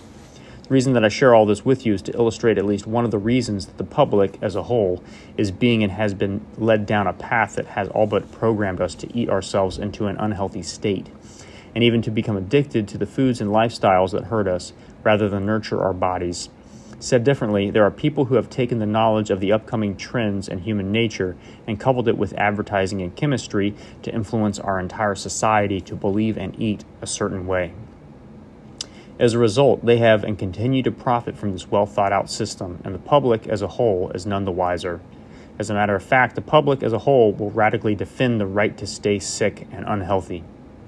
I know that this is a pretty radical statement, and you may even be thinking that I've lost my mind, but let me give you a couple of examples to illustrate my point.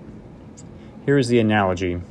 It is no secret that the food and drug industry doesn't necessarily have our best interests at heart. Example 1. For this example, forget your ethics, meaning don't think in terms of right or wrong based on the good of the whole. Simply think in terms of the bottom line. How much return you will make from this investment opportunity. Let's say you are an investor. Your only outcome is to make money, and this is all that you care about. You'll be completely insulated from the people who will be directly affected by your decisions, meaning that when you invest, all you will see is a profit or loss from your investment. Let's say that I am a pharmaceutical company and I come to you with an incredible investment opportunity. My company has recently perfected a new medication that will end diabetes. That's right, it will cure diabetes. And let's say that there are at least 100 million diabetics in the world, and they will, of course, all want to take our medicine. The pill can be taken one time, and within 1 week, all of these former diabetics will be able to lead productive, normal, diabetes-free lives. They will lose their excess weight, regain their confidence, and be happy and healthy. We will sell this pill for $10 a piece, and all each of these diabetics will need is one pill per person. Here's the proposition. If you invest your $100,000, and in return, within 3 months, I will give you 1/2 of the proceeds from the sale of the drug. We will take care of all the advertising, the distribution, and the sales. All you have to do is invest your hard-earned cash and you will get the return. Would you make this investment? Before you answer, let's do the math just so you are completely clear. There are 100 million diabetics in the world that will for surely pay $10 for our pill. That's $1 billion in profit. And I'm going to give you half of that $1 billion within 3 months for your $100,000 $100,000 investment. Additionally, on top of this, we will rid the planet of this horrible disease that has been taking its toll on the human race for far too long. Now, again, I ask, would you make this investment? Unless you are crazy or like living with the torment of having passed up the best deal of your life, your answer would be a resounding yes, of course. What are you, crazy? $500 million for a $100,000 investment? And to be a part of something that will turn the course of history? You'd make this investment without hesitation. This is definitely a no-brainer. But let's take a look at another scenario. Now remember that you are in it for the money, and this is your main outcome. I have a pill. The pill won't cure diabetes, but I will make the user more comfortable for long periods of time. It will mask their symptoms and keep them alive longer than they would if they didn't take my medicine. On average, they will live 10 to 15 years longer than if they didn't have this pill. They will have to take the pill 3 times a day for the rest of their lives. We're not going to charge $10 a pill either. We are only going to charge $3 a pill. There are still 100 million diabetics, and they all need something to ease their symptoms. The same offer is made to you as before. You invest your $100,000, and I will give you half of the proceeds. Will you now make this investment? Let's look at the math on this one. $3 a pill 3 times a day equals $9. $9 times 100 million people equals $900 million. Per day for the rest of their lives, let's just say 10 years, is $900 million. $900 million times 365 equals $328,500,000,000 per year times 10 years equals $3,285,000,000,000. Now I ask you, which is the better investment? Scenario 1 or Scenario 2? Obviously, the second scenario is by far the better investment. In essence, you put up $100,000, and in return, you will receive half of $3,285,000,000. Would you make this investment? Of course you would. The only reason you might say no is if you were basing your decision on ethics instead of money. You might be saying that by not finding a cure, you are cheating the diabetic public and keeping them strung out on your drugs. You might say that they deserve to know the truth and that there is another way to deal with their condition. But if you did, you wouldn't make the money. And remember, as an investor, making money is your ultimate goal. So forget your morals and your ethics and make your decision based on the cold, hard cash. As ridiculous as this example is, it is a perfect analogy for the way the pharmaceutical industry works. More than half of the medications on the market today do nothing to cure the disease for which they are prescribed. It is not necessary that they are maliciously intended to fool us. In most cases, this is what our pathology-based medical research has yielded over the years. It is possible that they know that there is an easier, better, and more effective way to help people, but it is either going to cut into the profits or it has not been brought to the forefront enough for the general public to take notice. Remember, when I said that we, the company, would take care of the advertising, well, think about it. If I can control what the public, even the medical profession, hears and learns, then I can steer them in the direction of what I want them to do. And if I enlist the help of the Food and Drug Regulatory Bureaus, then I will have a monopoly and dominate the market. Pretty scary, huh? What about the food? Well, it gets even worse. Think about the food that we eat. It is almost the same thing. Paul explained that the food companies have their own way of keeping us buying the food that is making us sick and dependent. He said that if I give you a banana and you had never eaten a banana in your life before, you would eat it and say, this tastes good. If I offered you another, chances are you would have to at least think about it. You probably wouldn't have another, and this is why. When you ate the first banana, your mouth secreted saliva and started the digestion process. The saliva broke down the banana in your mouth and analyzed its nutritional content. A signal was then sent to your brain and throughout your body telling you that this banana has an abundance of nutrients and you don't need any more at this time. So you wouldn't necessarily want another. And if you think about it, how many times in your life have you sat down and eaten a bunch of bananas? You've eaten one, maybe two, but rarely more than this. You see, bananas just happen to be rich in nutrients. As a matter of fact, they are one of the most nutrient-rich foods that you can eat. so your mouth will send signals to your brain and digestive system to halt the intake of bananas because it is full. But if I gave you a potato chip or a McDonald's French fry, you would eat them until they are gone. As a matter of fact, you would ask for more and even crave them when they are gone. You would probably do what so many of us have done. You would lick your fingers and catch the crumbs at the bottom of the bag. The reason for this is twofold. The food that you are eating now has been prepared in such a way that it has shut off the mechanism in your mouth and brain that tells you when to stop eating. And the food has no nutritional value, so your brain will trigger you to keep eating in hopes of getting nutrition. This is what Paul calls Economics 101. It's easier and cheaper to resell to an existing customer than it is to create a new one. Stated differently, if these companies can get enough of their food in you, you will become addicted to their foods and you will keep coming back to them to satisfy your fix. Also, if they get you to a point where you are 20 to 25 pounds overweight, then the mechanism will shut down on its own. This is where the concept of supersizing came into play in the first place. We were duped into thinking that the candy bars and bags of fries increased in size of the goodness of the hearts of the food manufacturers. In reality, they just want to get more of their habit-forming food into your body so that you will mindlessly keep coming back to buy more. This obviously increases their bottom line. It's the same reason that the makers of the most popular and successful erectile dysfunction medication in the world, which also, as it turns out, is one of the most profitable drugs in history, wanted nothing to do with the proposed medication to lower heart disease, which was the original intended purpose of the male enhancement drug. They turned down the heart medication because they also happen to be one of the largest sellers of blood pressure and cholesterol medications in the world. Basically, if the company promoted a drug that would make people with heart-related diseases better, then they wouldn't buy the other medications produced by them. They wanted nothing to do with a drug that could make the very people who are purchasing their medication drugs better in any way. This would cut into their revenue. In addition, the more we eat, the more diseases we have. And this allows the pharmaceutical companies can get us on the medications that do nothing to actually help the problem. As you can see, it is almost a conspiracy between the food and drug companies, and it is in their best interest to keep the public unaware that they can do something different to get a better result. This conversation is not a new one, and there is an endless bank of information, both printed and on the internet, that you can research to back up these examples. The term used to describe what has and continues to happen to the public is social hypnosis.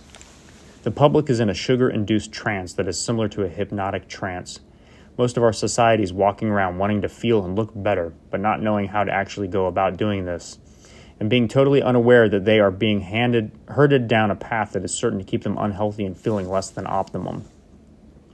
Stop the bleeding. I have a friend who is a paramedic.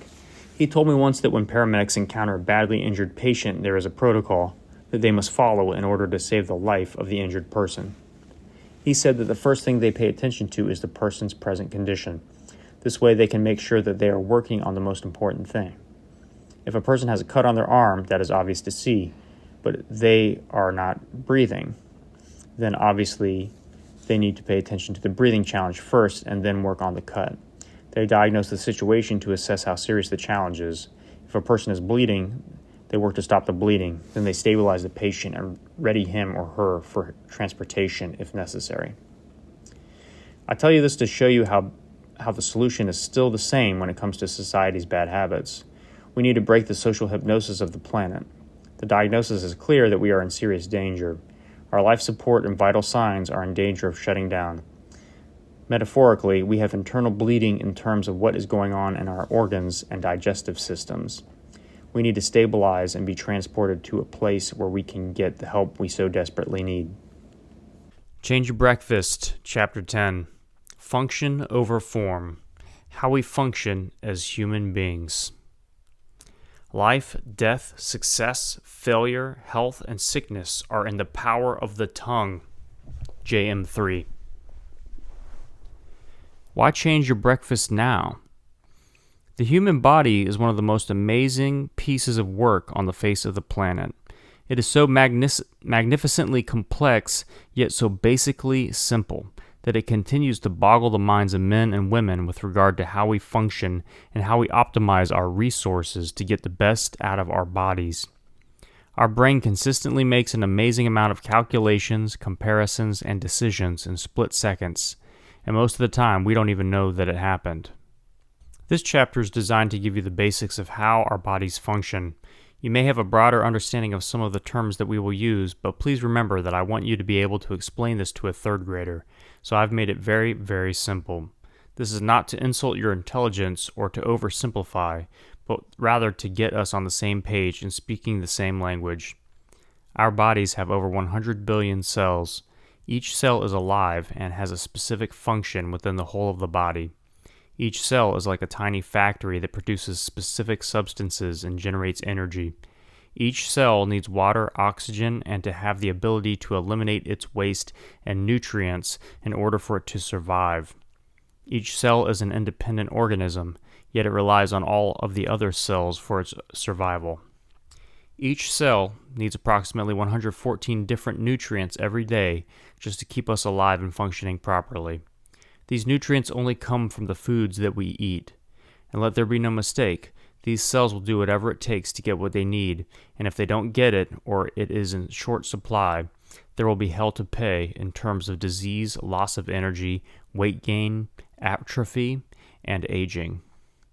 The food and the nutrients that we ate yesterday are used up, gone, and our 100 billion cells wake up every morning screaming to be fed in order to replace the nutrients it used to just keep you alive.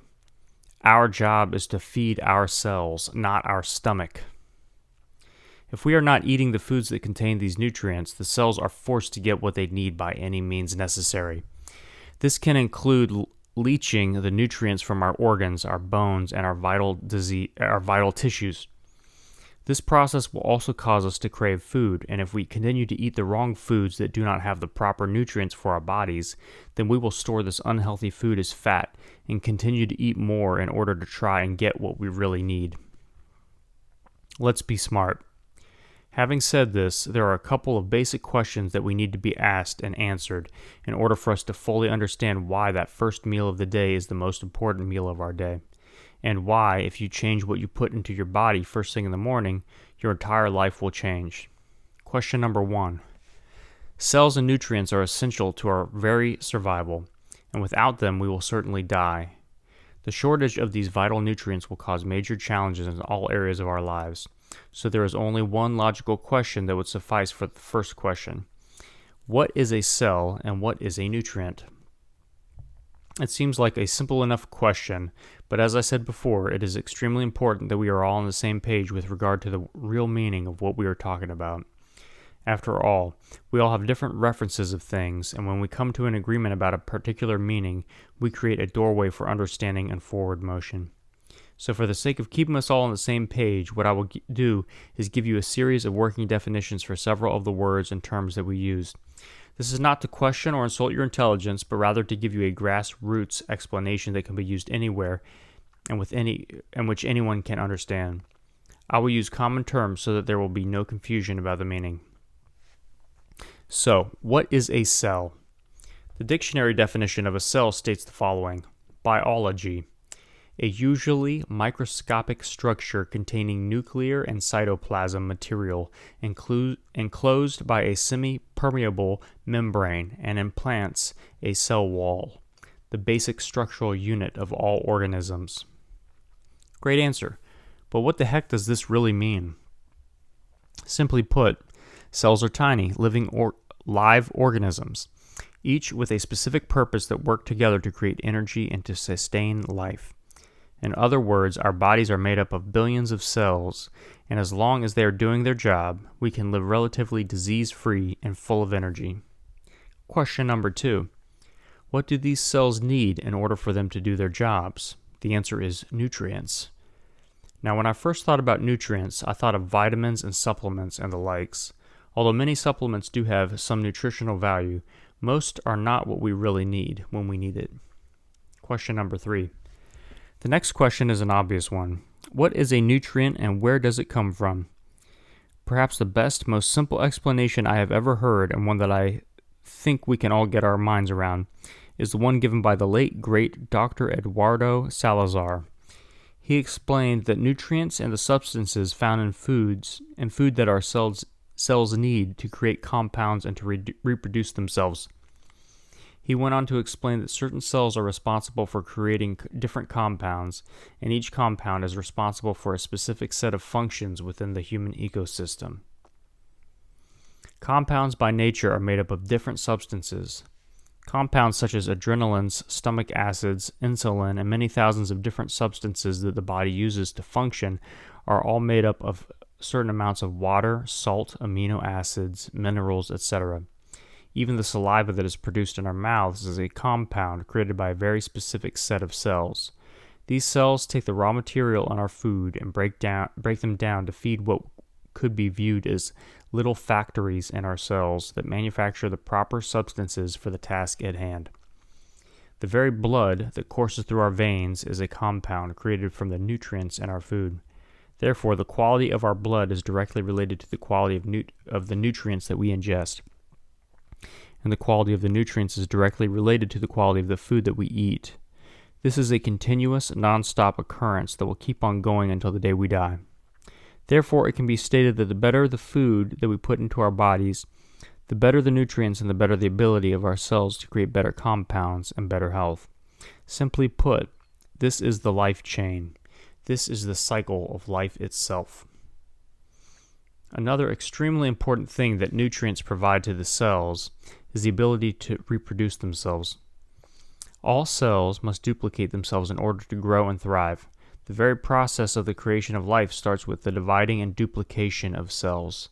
This process continues throughout the body, throughout the course of our lives.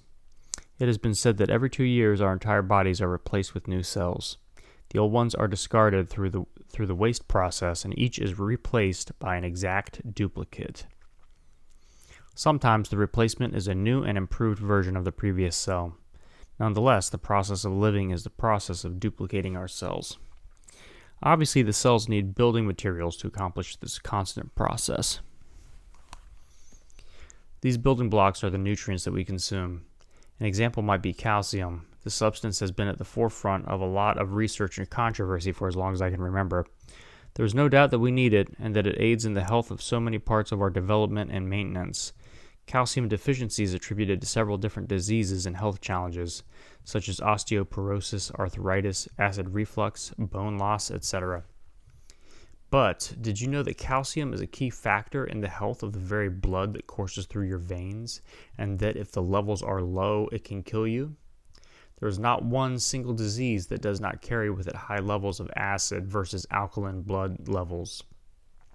I will talk about this in an upcoming chapter on acid-alkaline levels in the blood, but for now, suffice it to say that calcium, or the lack thereof, is critical to your very existence.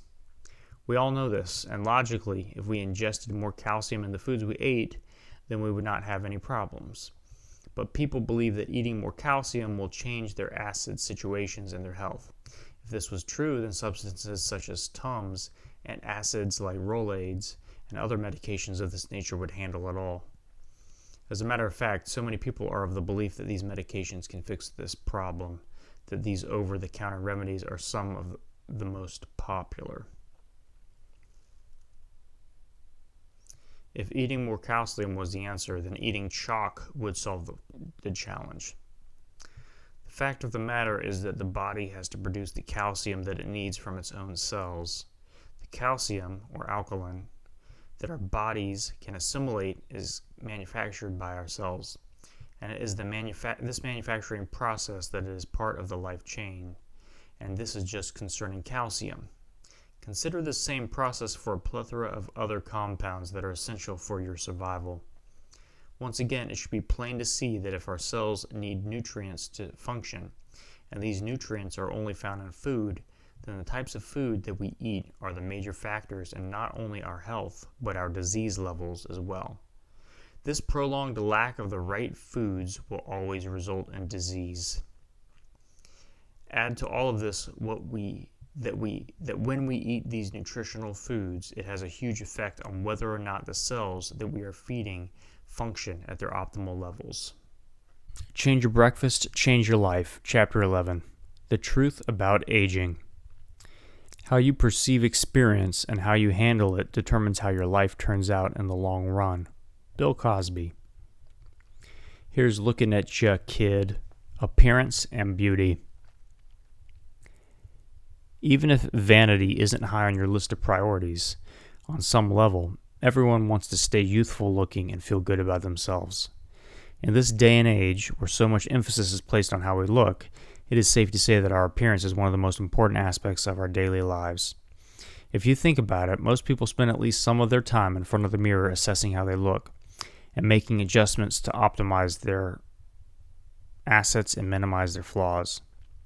The amount of cosmetic surgical procedures done in one day is astounding, and the acceptance has turned just shy of a level of expectancy in our society.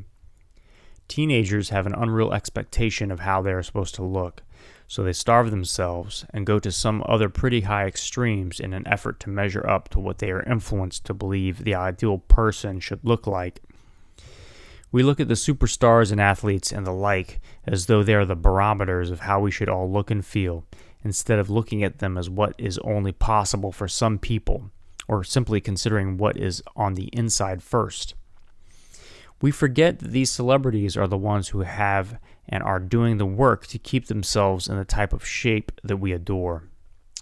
Many of us say that we would look like all of these celebrities too if only we could afford a personal trainer, or if we had the time, or if we were born with a silver spoon in our mouths. Although this may be true of a very, very small percentage of people, the reality is that it can be done with little or no more time or money than every single human being on the planet. As a matter of fact, it can be done easier, cheaper, and with a lot less time than we are led to believe. Yes, we can do it with hard work, but we've already come to the conclusion that most people just aren't going to do the hard work. Not just for the young. It's not just youth that are hypersensitive to their appearance either. Remember the baby boomer generation? They're the ones leading the way in terms of struggling to look younger and appear more vibrant in their appearance. Liposuction, facelifts, tummy tucks, breast augmentation, eye lifts, butt implants, skin peels, and the list goes on as examples of what people all over the world are turning to in order to try and reverse the effects of aging, or so they think. The reality is that, with the exception of any genetic maladies or injury-related factors, what they are really trying to do is reverse the effects of years of poor nutrition. Yes, it is true that we will age. This is a no-brainer, and there is absolutely nothing that we can do to stop it.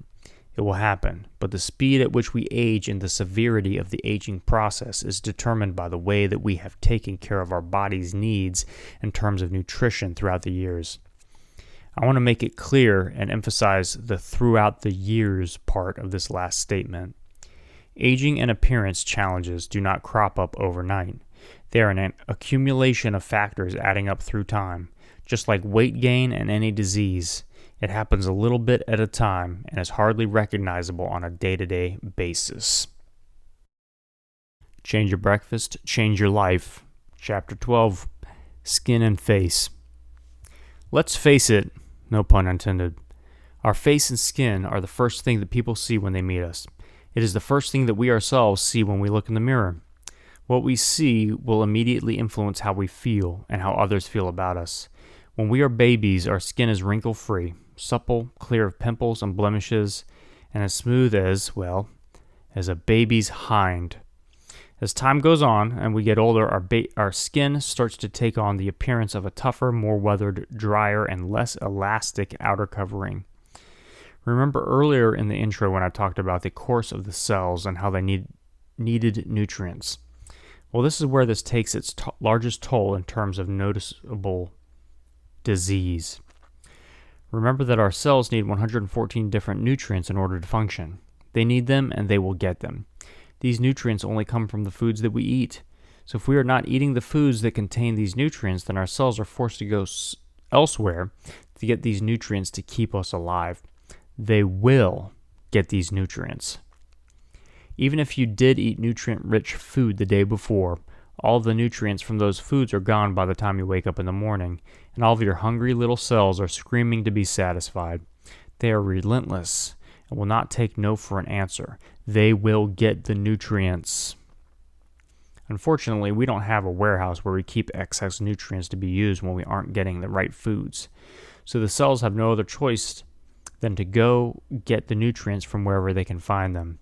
The most nutrient-rich place in our bodies are our organs, and the biggest and most easily accessed organ of our body is our skin. That's right, your skin is the biggest organ on your body. It is the one that is the most easily accessed and the one that can take the most damage without threatening your life. It is also the one that is the most easily noticeable. This is not to say that at the same time our other organs aren't being zapped. As a matter of fact, this is the disease process in action. Think about it. If our cells don't have the nutrients to make the calcium that our blood and bodies need, then the cells will go to the bones to get the calcium. And isn't it interesting that diseases like osteoporosis and arthritis are just that, the loss of bone matter? As I said earlier, the cosmetic industry is a never-ending multi-billion-dollar industry. There is an endless amount of topical products promising to make our skin look and feel younger, take away wrinkles, and slow the aging process. Although it is possible to affect the skin by putting something on top of it, this is like putting a Band-Aid on cancer. Or like the analogy that I used earlier with the plane flight to Las Vegas. It is ridiculous to think that by covering up the gas gauge on our car when it says empty, the car will continue to run indefinitely and not leave us stranded on the side of the road, wishing we would have filled up long ago. Well, it is just as ridiculous to think that we can fix the appearance of our skin by slapping something on top of it to give the illusion that all is better than it looks. But day in and day out, this is what people do. As I pointed out before, we are being influenced, and as far as I'm concerned, brainwashed into thinking that it is not our fault and that it is normal for us to behave this way. The tactics used by the media are, in my opinion, just shy of sinister and underhanded in terms of tapping into our basic tendencies to believe what is in front of us. Don't get me started. Not more than 1 hour ago, I watched an infomercial advertising a very popular makeup product that promised to leave your skin with the appearance of someone 10 or 20 years younger. The infomercial was full of testimonials from women and men in their 50s and 60s, and even some in their 30s and 40s. All of them were swearing by the product and how it has changed their lives. The thing that I noticed was that the entire commercial was shot using a camera lens that made them all look fuzzy and blurry, kind of like that soft Penthouse magazine effect where you can't really make out the details. The simple fact of the matter is that what shows up on the outside is a direct result of what is going on the inside. Think about it. The aging process, with regard to our skin, specifically our face, is the appearance of less moisture and less elasticity, less suppleness and more sagging. It is clear that the products that promise to bring life back to us are aware that the skin is lacking the nutrients that they know are the essential nutrients that are in younger, more supple skin. Although the skin does absorb what is put on top of it, it is only a very small amount that is really used and absorbed. Secondly, the absorption process goes into the blood, where it is taken into the system. Therefore, it is a very poor distribution method for the skin itself. Thirdly, blemishes and pimples are a result of the skin either trying to get rid of the toxins that we ingested or just the body's way of letting us know that we are deficient in the things that it needs to keep us healthy. The skin's appearance is a signal of the condition of our cells and our internal health over time. The only way to stop the damage and even to reverse the process is to feed your body by feeding your cells exactly what they need, right at the exact time that they need it. Feed them the breakfast that will ensure that they will have the building blocks to do the long overdue task of making you look better from the inside out, not from the outside in. Change Your Breakfast, Chapter 13, Body and Body Fat. This is the second area that is both an early warning system and a current barometer of our internal condition. This is another factor in how we perceive ourselves and how others perceive us. Being both overweight and underweight carry with them health challenges, as well as social stigmas that can damage our self-esteem and our chances of success in the workplace and in the job market for that matter. Because so many of us are suffering from excess weight, I will direct most of this section to this area, but it is synonymous with other body appearance issues as well. I read not too long ago about the new weight prejudices in the job market and in society as a whole. It pointed out that people who were more than 15 to 20 pounds overweight had as much as a 70% chance of being denied a job, as opposed to someone who had a more fit appearance. In Japan, it is actually becoming a requirement for employees to get and stay within a specific weight and size, or they can lose their positions. This would never be outright accepted here in the United States, but it is a clear sign that weight consciousness has definitely entered the workplace in a new way that affects the employees. The rate of weight-related health diseases is unbelievable and is costing employers a fortune in healthcare and in lost man-hours on the job. By the way, most diseases are rooted in nutrition deficiency. Wheelchairs and hospital beds are having to be resized to accommodate the larger-sized patients. The level of obesity is now officially at an epidemic stage and is getting worse. Just so you know, there is a new category added to the chain, which is called the super morbidly obese, and it refers to the growing number of people who are 400 pounds or more overweight. All weight gain is a result of poor nutrition. Now, you may be wondering about overeating and the intake of too many calories, and you may well be right, but remember to go to the source, not just the cause. The reason someone overeats consistently in the first place is because their body is starving for nutrition.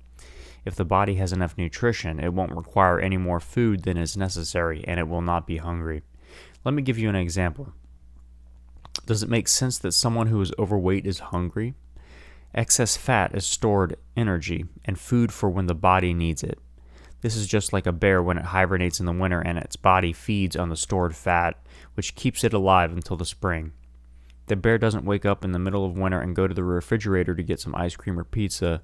Its hunger mechanism shuts off automatically when it has enough of the nutrients that its body needs to survive. Also, when it does wake up in the spring, it has lost the fat that it gained in the winter. Now, it is true that we are not bears and we do not hibernate for months at a time, but in a sense, our bodies operate similarly. When we have the nutrients we need, our hunger mechanism will adjust, and we won't be hungry. The reason that a person keeps eating is because the body, the cells, are saying the food that we are eating is deficient in the nutrients that they need to keep from cannibalizing our bodies. So we keep eating in hopes of getting some or all of the required nutrients. This, coupled with the fact that the food that we eat is addictive and actually makes us crave the wrong foods, creates a vicious cycle that is extremely hard to break. Without the addictions, we would actually crave the right kinds of food that we need to assist us in curbing our hunger and losing our weight. Have you ever wondered what it is that makes us crave the wrong foods, especially things like chocolate and sugar? As a young man, I was what I know now is a chocoholic. I would have chocolate milk in the morning with my breakfast. When I got to my job, I would have no fewer than 2 cups of hot chocolate. Then my lunch would conclude with not 1, but 2 Hershey's chocolate bars. Then at about 3 o'clock, I would take a break and walk down to the mini market and get 1 or 2 fudgesicles. And of course, dessert for my dinner was Rocky Road chocolate ice cream. I would sleep 10 or more hours a night and wake up tired and find myself falling asleep several times a day. Here is a rather disturbing and even gross example that illustrates the craving process. First, it is necessary for you to understand that your blood consists of, among other things, part acid and part alkaline. There has to be a balance between the two in order for us to live. Too much of one and we will die. There has to be basically about 60 to 40 ratio, 60% alkaline and 40% acid. You can think of alkaline as basically calcium, and this calcium alkaline comes from the cells that are manufacturing it, not from us ingesting calcium. Now remember, if the cells can't get it from our food, then they get it from our bones and organs. If the ratio is off by as little as 6%, then it can cause severe disease and even death. It has been said that literally all diseases carry with it a high acid content in the blood. This is a fact that we will cover later in the chapter on disease. In our blood, all of us have parasites, yeast, and fungus. It's part of life. Fortunately, our Creator put in place an elaborate system of checks and balances to keep them under control, but we can and regularly defeat those systems.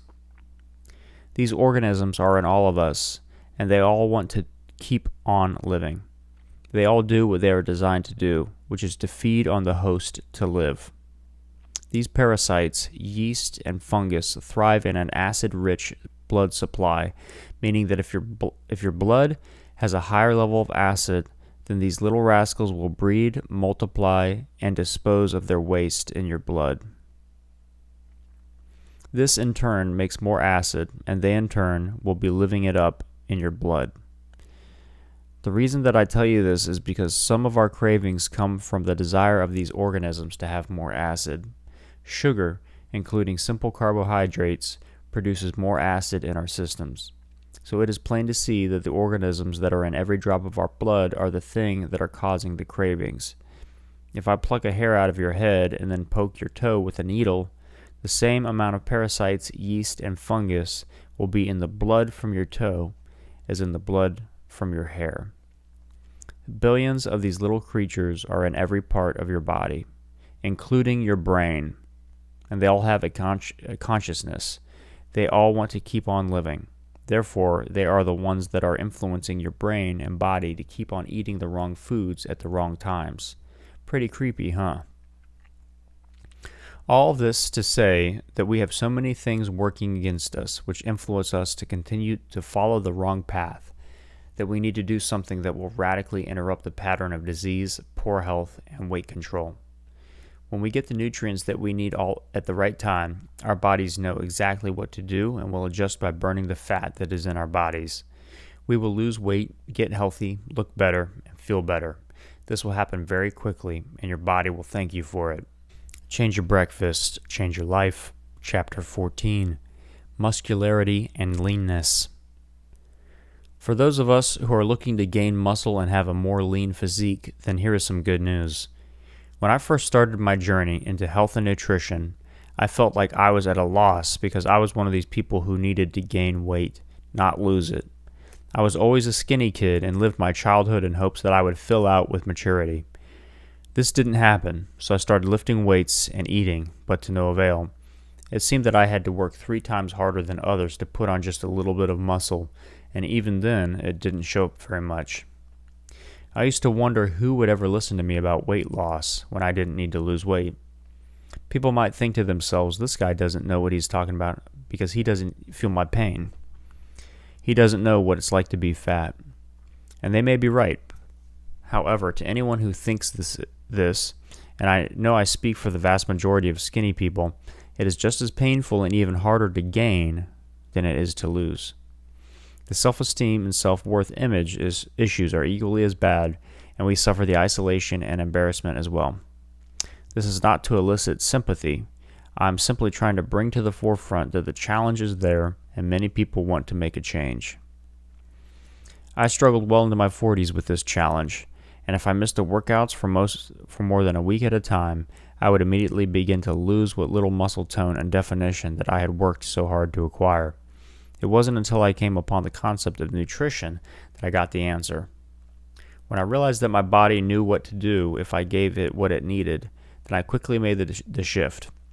I gained 11 pounds of lean muscle, and my definition finally came out. I felt better and was able to feel better about talking about what I believed in. Once your body gets what it needs, it will respond by first getting you in the best shape it can. Then, whatever exercise you give it, it will respond by making you stronger and leaner. You will feel more like exercising and you will get fast results. If you do resistance exercise like lifting weights, then your body will respond by sending the energy and the nutrients to those muscles that are being taxed, and they will grow. It will send the right nutrients to the bones and joints and all of the areas of the body that need these nutrients. Even small amounts of exercise will produce results. It is true that if you want to gain muscle, then you will need to eat more and eat more often. But the good news is that your body will crave what is good for you, and when you start your day with the right breakfast, you will have what you need to feed your body throughout the day, and the rest will go toward making you look marvelous. Chapter 15, Skeletal and Structural. In the previous section, I talked about the parasites, yeast and fungus, leaching on and creating an acid-rich blood environment within your body, and that the alkaline that we need is basically calcium. Well, this calcium needs to be manufactured by our cells. It is true that we can get some relief from eating calcium supplements, but the real alkaline that our body and blood can use comes from what our cells produce. You see, nutrients are the things found in food that give our cells what they need to reproduce and create compounds. There are hundreds of different compounds that the cells make. Things like saliva, lymph, and even the blood that courses through our veins is a compound that cells create. These compounds are in the right form for the body to use, and although we can ingest the equivalent of these compounds orally, the body doesn't always assimilate it in the same way that it does when it is produced by the cells. If it was as simple as eating calcium, then we would only need to eat chalk and our bones and joints would be fine. A great example to illustrate the truth to this is the fact that one of the most widely sold non-prescription medications are antacids, things like Tums and Rolaids, etc. People get acid indigestion and take these calcium tablets to counteract the effects of what they just ate. Going to the source, it is the excess breads and sugars from the pastas and the pizzas and all the types of food that turn to sugar in the system, which produce the acid in the first place. The scary part is that it is not only producing acid in our stomachs, but in our blood as well. This starts the chain reaction of the pancreas producing insulin and the body getting the alkaline from the bones, and the rest is history. I once saw a program on television about the effects of aging on the skeletal system. Part of the discussion focused on how we lose a certain percentage of our bone mass as we get older. It was pointed out that this was a normal part of aging and that our bone density decreases throughout time. The interesting thing was that in the same program, scientists dissected the bones of ancient man in various stages of life, and they found that throughout time, man's bones have become less and less dense. As a matter of fact, it was said that as a species, humans are de-evolving in terms of bone loss. It was pointed out that it wasn't until the early 1400s that there was a noticeable decrease in bone density, which continued to decline to where we are today. Up until then, men's bones were thick and hard and dense. The bones on an ancient man, at least, let's say the age of 50, were double the thickness and were much stronger than the bones of a 50-year-old man. What the program didn't point out is the reasons as to why this change occurred and why it has perpetuated through the ages. Here is an interesting coincidence. Before the 1400s, there was very little refined sugar. As a matter of fact, in 1319 AD in London, it is recorded, for instance, that sugar was available at 2 shillings a pound. This equates to about US $100 per kilo at today's prices. So it was very much a luxury back then, which meant that only the wealthy could afford it, and the masses of the population went without. The significance of this is that the wealthy were the ones that were overweight. As a matter of fact, this is where the term fat cat came into being. The wealthy were the ones eating the sugar, and because of this, one was considered wealthy if he or she was a bit pudgy. The other interesting thing is that as sugar became more affordable, more and more of the masses started to ingest it. And as you look at the decrease in bone mass, it goes right along with the availability and affordability of sugar to the masses. Right now, there is so much sugar in the foods that we call our regular meals that the amounts would scare you. I have often said that we have become a sugar-based species. What is happening is that because sugar becomes acid in our systems, and our systems need alkaline to combat the effects of the acid, our bodies will leach the alkaline calcium from our bones. This could account for the loss in bone mass in such high ratios. If you think about it, doesn't it make sense that the older we get, the thicker our bones should get, given that we are always adding to our nutrition base? Well, the answer is clear that we are not serving ourselves and our structure by continuing to deprive ourselves of the things that they need to function. We are, in effect, allowing ourselves to rob the rest of our bodies in order to stay alive. The same goes for the linings of our joints. The cartilage and soft bone tissues are alkaline-based, and therefore are fair game to be robbed by our alkaline-craving cells. This may account for the rise in osteoporosis. Women tend to be the hardest hit with this disease, but again, if you look at the amounts of simple carbohydrates that are taken in by women as opposed to men, it is in generally greater amounts. Men are rapidly catching up in both sugar consumption and this terrible disease. Our skeletal structure is indeed greatly dependent on what we put into our bodies in terms of nutrition.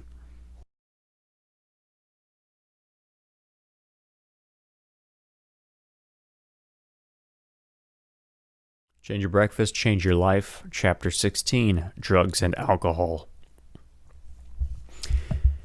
It should be clear and easy to see that drugs are bad news in terms of robbing our systems of the very thing that make us feel the way that we want to feel before we took them in the first place.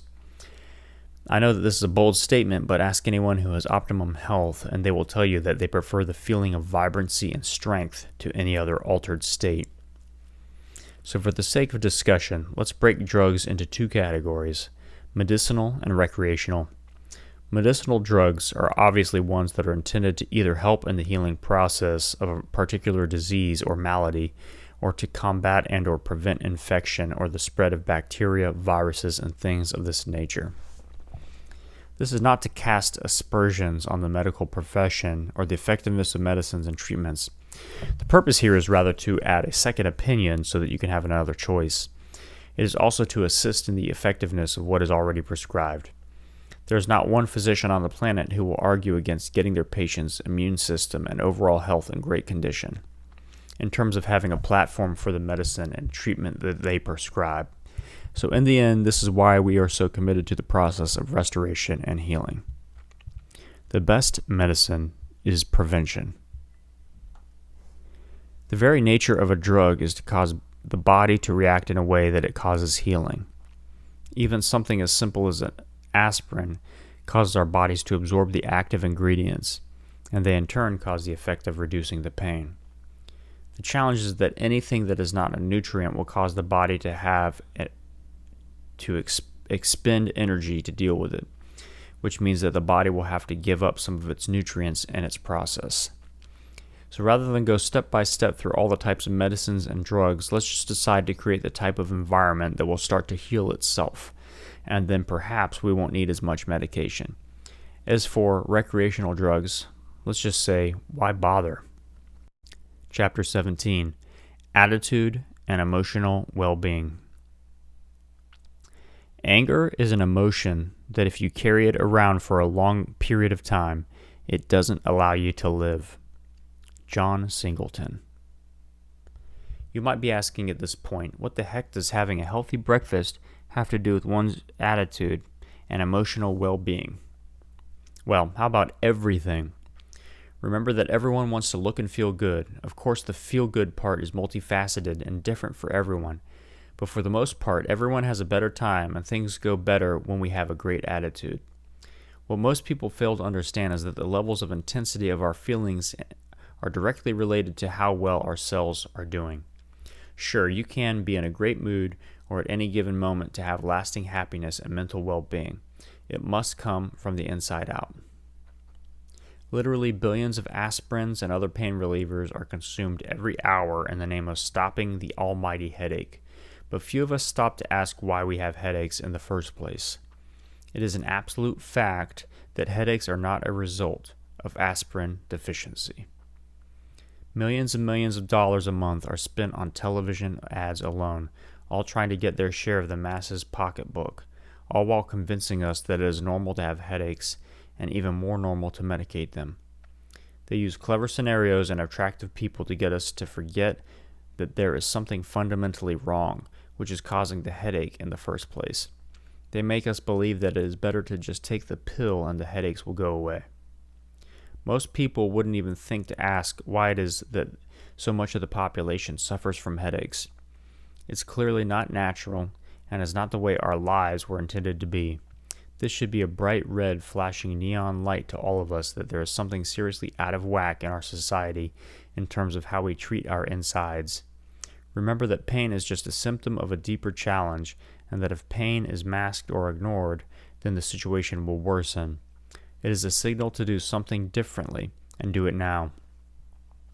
At the very least, the pain will continue to keep coming back until either the source has been addressed and fixed, or the problem becomes worse, causing more serious problems. The reason I use this example now is that headaches are just one example of how we may feel as a result of something not being right with our systems. Our moods, attitudes, and outlooks all suffer when we have pain. The thing is, all pain is not noticed, meaning sometimes we have low levels of pain that we just simply get used to and don't even notice, and this is affecting our judgment and reasoning. Let's talk about our general overall feelings, how we feel from moment to moment. We have all had those times when we just didn't feel motivated, or we were in a bad mood because we were ill or getting sick. Perhaps we felt a cold coming on, or the first symptoms of the flu. Something just wasn't right, and as time went on, we felt worse and worse until finally we were in the throes of a full-blown cold or flu. When we are in the beginning stages of the disease, our body is doing its best to fight it off. Our energy will be low, and we generally don't feel good. This fight and these feelings get worse and worse because your body is requiring more energy and even brain power to fight the good fight. Well, here's an interesting concept that I would like for you to consider. What if, due to our poor nutrition intake, we are in a mild state of disease? What if our immune system was in a consistent state of fighting off disease and we were in the low stages of something coming on?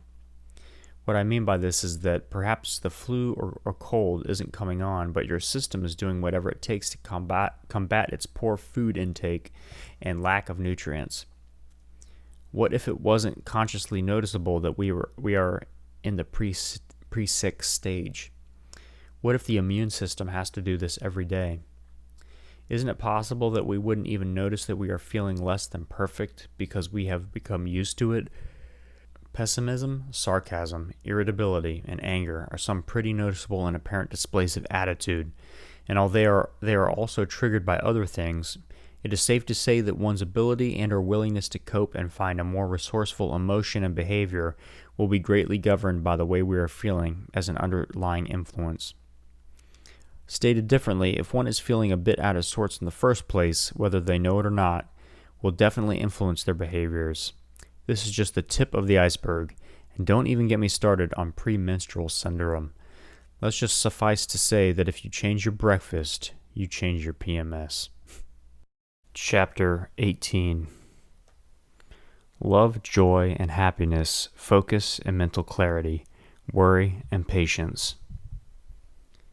There is not a person over the age of 15 who has not heard at least once to put on a happy face, or to look at the bright side, keep a stiff upper lip, think positive, or any of what must be hundreds of positive thinking quotes and sayings. The real cool thing is that when we actually do these suggested things, they work quite well. The challenge is that when we are in the throes of a negative emotion such as anger, frustration, fear, doubt, etc., we either forget these pearls of wisdom that would save us, or if we do remember them, we just don't feel like doing them in the moment. As a matter of fact, in most cases, if someone were to suggest that one puts on a happy face or changes their outlook, the person who is experiencing the negative emotion will become even more upset at the mere suggestion. As well, the person who makes the suggestion may be putting themselves in harm's way for even suggesting such an obvious solution. Thought takes energy. Consider this simple fact. Every single thing that you do as a human being requires an expenditure of energy. Stop and think about this very hard. Even what you are doing right now, in considering this fact, is using some of your energy. As simple as this fact is, it is the foundation of your life. For that matter, energy is the foundation of everything here in this universe. But this is a whole other conversation that we will leave for another discussion. The fact still remains that our thoughts require a certain amount of energy. Even dreaming and relaxing takes energy. Given that our thoughts govern our lives and all of our decisions and our feelings, doesn't it make sense that if we don't have enough good energy, when our thoughts and the feelings that ensue will be negatively affected? If our energy is being diverted to other places, like repairing damage or replacing cells and leaching nutrients, we won't have that energy to think clearly and focus, and we won't feel good in the process. The brain is like every other organ in our body. If it doesn't have the energy that it needs, and if it doesn't have the specific nutrients that it needs, then it will conserve first and function less. It will also seek to get what it needs from other sources. Remember, in an earlier chapter, we talked about our blood sugar. We talked about the sugar high. Well, the euphoric feeling that we get from the sugar high is because our brain needs sugar to function. The high that we experience is because we just gave our system a blast of sugar from the food that we ate, and brain is reacting to the dose. We are happier, more energetic, positive, and we feel like the feeling is a permanent and will be a lasting one. We think clearer, we recall better, and we can see the solutions easier, but it never lasts very long. The reality is that shortly after the high, the resultant crash will come. In a very short amount of time, we will feel just the opposite of what we were feeling only minutes before. We get lethargic and tired. Our attitude goes in the toilet, and we can't seem to think on our feet. Often, we will feel like we need to nap or rest, and our thoughts go to how and why we feel this way. We may ask ourselves, what is wrong with me? Or we may think about why we aren't feeling like we used to, or how we can change this now. All of these things are keeping us from thinking about the things that are or were important. Well, here is what has happened. When we jolt our system with sugar, like a high carbohydrate breakfast, we spike our blood sugar, and the sugar goes straight to the brain and charges it. At the same time, the pancreas, which is constantly monitoring the blood, gets the signal that there is once again too much sugar in the blood, and this could be dangerous for our survival. So it releases insulin, which will immediately lower the sugar in the blood, because this is a survival reaction. The effect will be drastic and will be equal or greater than the euphoric feeling produced by the spike, only in the opposite direction. If the brain is trying to think of something specific, then it will not have the energy to do so, and it will wander. The energy that it takes to hold a thought or to focus on something is greater than the energy that it takes for our minds to roam freely. It takes less energy to wander than it does to focus. Worry. It takes less energy to think of the thoughts that we have thought before or continuously think than it does to create new ones. It is not that it takes more energy to think great thoughts. It's just that if we are not in the habit of thinking these thoughts, or our sugar levels are constantly going up and down, we have to use more energy to get back to the things that we want to think. Have you ever wondered why, when you are worried or angry or upset about something, that you can't seem to stop thinking about it? Well, it is because your energy is low and your brain is conserving the precious commodity by only thinking the thoughts that require less energy. These thoughts just happen to be the thought that you are already thinking, thus using less energy. As a matter of fact, the effort to change your direction will require a greater amount of energy than the brain is willing to give because it is in survival mode. Now, please remember that all of this is happening in an unconscious mode, and we are not even aware of the changes that are taking place. We just feel a certain way and go about our lives as though this is the way we are supposed to be. Love, joy, and chocolate. Have you ever heard that chocolate brings on the feeling of love and joy? Or that when you are sad or depressed, chocolate possesses the magic ingredient to make us feel better and soothe our restless minds? This is where I may lose some of you because chocolate has been the consistent companion for so many of us for our lives. Well, rest assured, I'm not trying to take it away from you. If anything, I'm going to teach you how to use it to get even better results. At the risk of repeating myself for what has to be the 20th time, it is not so much the chocolate that brings about the feeling as it is the sugar that delivers the chocolate. Are there properties in the actual chocolate itself that give you a great feeling? Perhaps. But if you really want to understand how to have lasting joy, you will want to cleanse yourself and get the good stuff in you so that your body will love itself first. I know this may sound a bit new age, but it is true. When we are in love, we feel fabulous. Our outlook is mega positive, and we seem to have boundless energy. We may think that love is specific, and it may be the one person on whom you are focusing, but the fact is, love is love. It is an emotion that has the same effect no matter who or what you are feeling love for. So doesn't it make sense that if one is in love with oneself, that this would build a great foundation to grow on? Love is universal. It can be shared, and there is more than enough to go around. Parents who have multiple children will tell you that they love all of them the same, yet differently. And just because they love one, this doesn't mean that there is any less love for the others. So as we go about the business of changing our lives, we also simultaneously change how we feel about ourselves, and in turn, change how we function. This all sounds like I might be saying that you can manufacture love. You would be absolutely correct, and any and all emotions can be reproduced. The great thing is that the more we reproduce it, the more that we manufacture it, and the more we set in motion one of the human being's most popular, fundamental, and easy to duplicate behaviors. Repetition is the mother of all skill.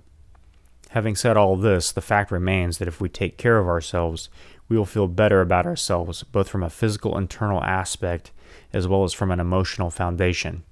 Change your breakfast and change your life. Change your breakfast, change your life. Chapter 19. By now it should be clear to you that the best thing that you can do in terms of turning your body around and making it operate at its optimum is to start your day with an ideal breakfast. This will give your cells in your body exactly what it needs to cleanse, heal, and energize itself. Where it came from. For over 2 decades, I have had the privilege of working with Tony Robbins and teaching at a 4-day seminar called Unleash the Power Within. One of the days that I facilitate is the health day called The Vital Life, and I have enjoyed it because it has given me the opportunity to spread the word of good nutrition and health around the world.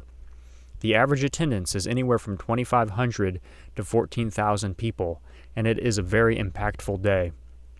All of the strategies that we teach are at the core of my beliefs about health, fitness, and energy. As a matter of fact, by adapting my mother to what I learned and helping her with her mindset, this was a great deal of why she was able to live another 11 and a half years after having been diagnosed with terminal cancer and given only 2 to 3 months to live. The program is fantastic, and if the participants follow the plan, they get the results that they desire. I'm proud to say that I have assisted literally thousands of people change the course of their lives.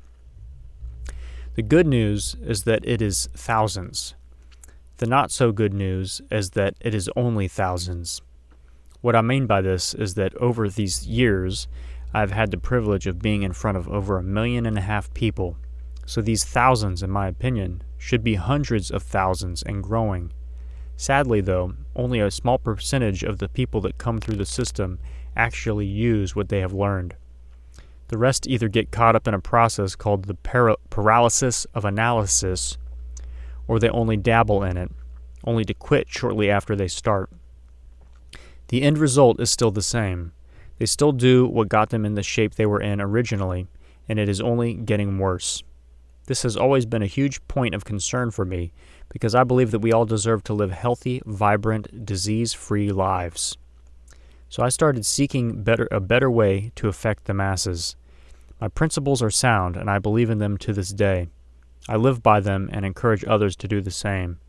As a result, I have not had a cold or the flu or any other type of illness for over 22 years.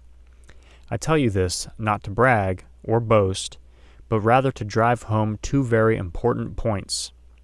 First, our bodies are designed to heal themselves. All that we need is within us from the time that we are conceived, and all the way through our lives. Proof of this lay in the fact that when we cut ourselves, we don't have to tell the wound to heal. It will heal on its own without any conscious assistance or guidance from us. The second point is that because I am around all of the diseases and the viruses that the rest of the world is exposed to and I don't get sick, this means that it is not the disease or the virus that keeps us sick. It is our own bodies and what is going on in terms of how it deals with the introduction of these viruses and bacteria that keeps us well. This last point is extremely important to understand. What keeps us able to walk around in a sea of disease is the fact that we have a 24-hour-a-day, 7-day-a-week early warning, seek and destroy, take no prisoners, special forces immune system that makes sure that we are protected and defended. This means that when we do get sick or our bodies show any sign of adverse change, this means that our special forces system is in need of attention. It is letting us know that it needs healing. The system that we have been teaching is effective, but it does, however, require a substantial commitment of time and energy and even capital to keep up with it. The challenge is that even though people know that they need to follow it, they know that it is hard for them to do so. The basics are as follows. Breathe the right way. Drink the right amounts of water. Eat the right amounts of water-rich foods. Exercise the right way and in the right amounts. Know or drastically reduce dairy products, alcohol, red meat, chicken, coffee, sugar. Eat comfortable amounts. Eat slowly. This all works, and for more than 2 decades, this is the regimen that I have followed and propertied others to do. The good news is that if you do it, then it works at amazing speed and with amazing results. The bad news is that it is difficult to follow and rather expensive to afford, especially for the average person. The other variable is that the seminar cost was prohibitive for most people. Therefore, the opportunity to get this valuable information was extremely limited. The other interesting thing is that even though some attended the seminar, paid good money to attend, and sat through 4 days of intense, soul-touching experiences, this subject was one of the hardest of their challenges to change. By the time most left on Monday night after having heard and seen undeniable truth about what is going on with their health, they were all willing to follow the 10-day challenge that we gave them. So if you think about the small numbers of people in the world who will ever even get the opportunity to come to a seminar, let alone spend the $600 to $1,000 tuition fee to attend, of this small number, only very few are actually going to follow through. We regularly ask our attendees to take us up on our challenge. The challenge is to live their lives following all of the aforementioned regulations, then judge by the results. If they actually took the challenge, they always got great results because the principles are sound and they give the body what it needs. Most of them are willing to give it a try, but the reality is this regimen is hard to follow, especially since most of our participants attend the seminar alone or with only one of their family members with whom they eat regularly. The program is one that requires one to make some major adjustments in the way that he does the things that he has been doing the same way for years, and he has to do this at least 3 times a day. In addition, he will need to do this in the midst of the rest of his family and friends who have not been through what he has experienced and are not on the same level of commitment or seriousness. The program requires the participant to buy and keep stocked a whole different type of food than he is used to buying, and all of this while his body is going through some pretty dynamic withdrawals and adjustments. The emotional roller coaster and the mental overplay alone will make even the most determined of men and women buckle at the knees at the mere thought of the foods they were so used to consuming. The really great news is that if they actually did it, if they stuck to the 10-day challenge, then the results were always magnificent. The stories and testimonials were truly astounding. The energy, the appearances, the weight loss, people ending their relationships with medications that they had been taking for decades are all really quite remarkable. However, the sad truth is that only a small fraction of the people who took the course actually followed through. The rest of them either started strong and fell off within a few days, or there were those who never even started. At one event that we did in London a few years ago, the lights went on for me in terms of how many people are caught up in the social hypnosis and downward spiral of poor eating. Because the event was so large, the event was held at a huge conference center called the Excel Center, just outside of London proper.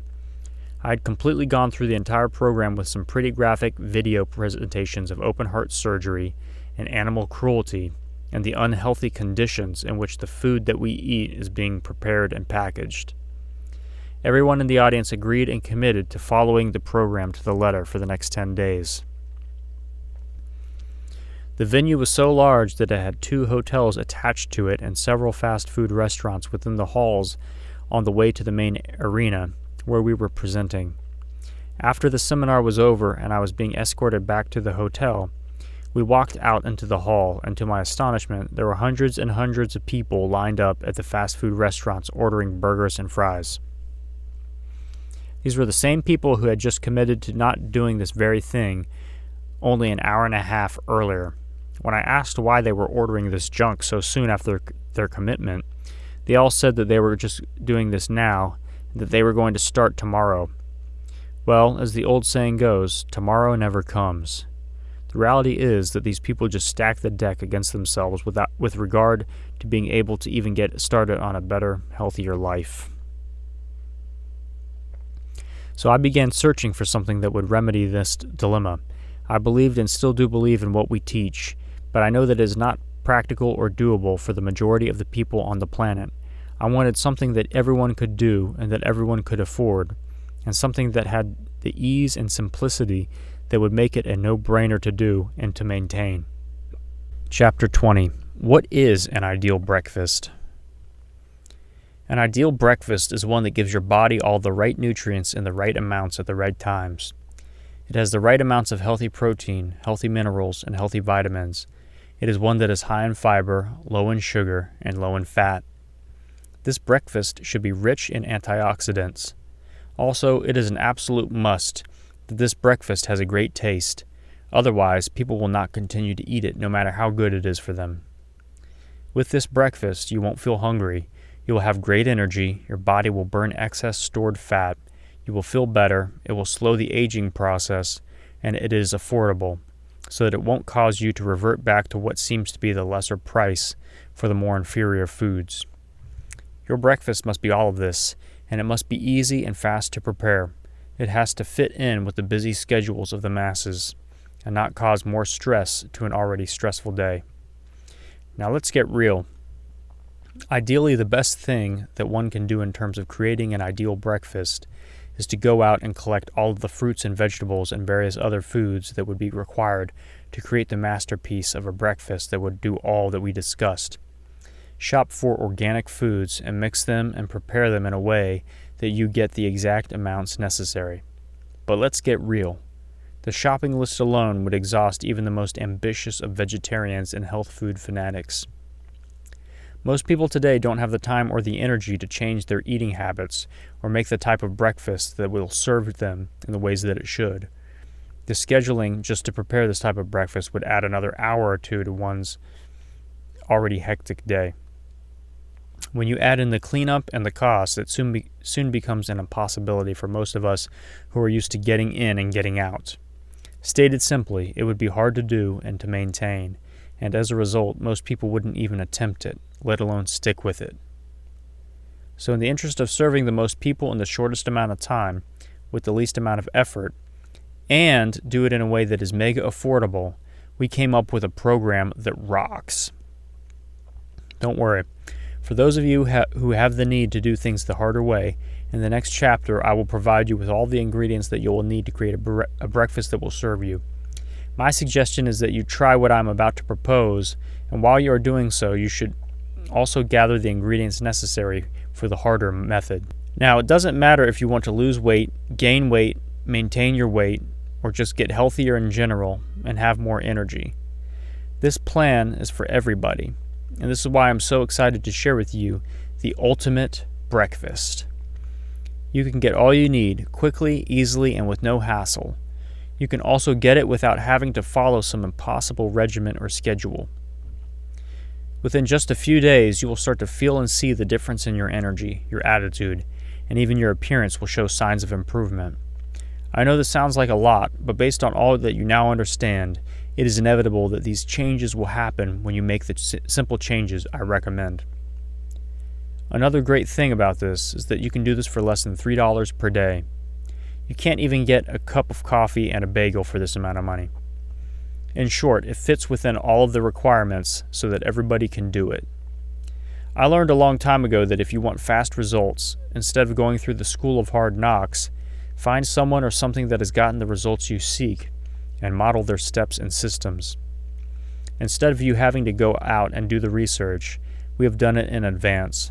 I will give you my recommendation for the best product to use in a moment, but for now I want you to be able to understand the ingredients. Here's the plan. First, we cleanse. We start the day with the aloe drink. It promotes healthy digestion and it contains over 100 nutrients. It is a mild and easy way to clean the digestive system and to create a fertile field for the intestine to absorb the nutrients that you are about to give it. You must make sure that you get the right type of aloe drink, otherwise you are defeating the purpose if the digestive system has to work to purify what you put in it. Secondly, we feed our cells with an incredible tasting shake. This is not just a protein shake. It has all 114 nutrients, all of the carbohydrates, and all of the proteins that your body craves. You won't feel hungry. You'll have great energy. Your body will burn excess stored fat. You will feel better, and it will slow the aging process.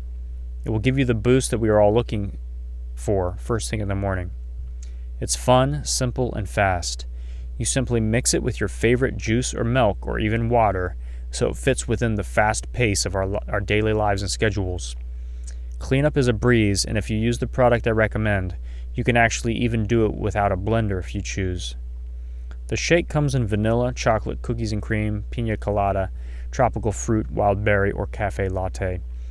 It comes in a canister, or for even more convenience, it comes in one serving packets for those who get up and go.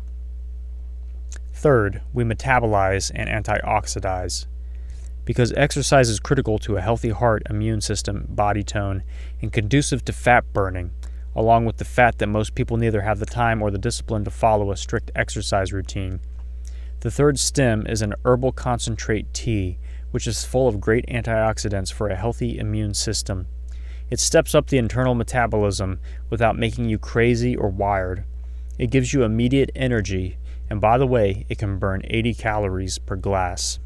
It also causes us to drink more water in the process. You can sip it all day, and it will keep you going all day. You can make the tea either hot or cold, and comes in regular, lemon, peach, or raspberry flavors. Finally, I recommend an optional follow-up and ongoing learning. Many people work better when they have a support system in place. Although one-on-one is great, it is not always possible to do. In order to keep you plugged in and support you, we have an online and even phone support system. Each week there will be a new lesson and a check-in process for those who wish to tell others of their success. This is an option, and you can choose whether or not you wish to utilize this. How to use the ideal breakfast. The first step is to order your ideal breakfast. Go to changeyourbreakfast.com and choose the package that best fits you. It will ship within 1 day and will usually arrive within 3 to 4 days.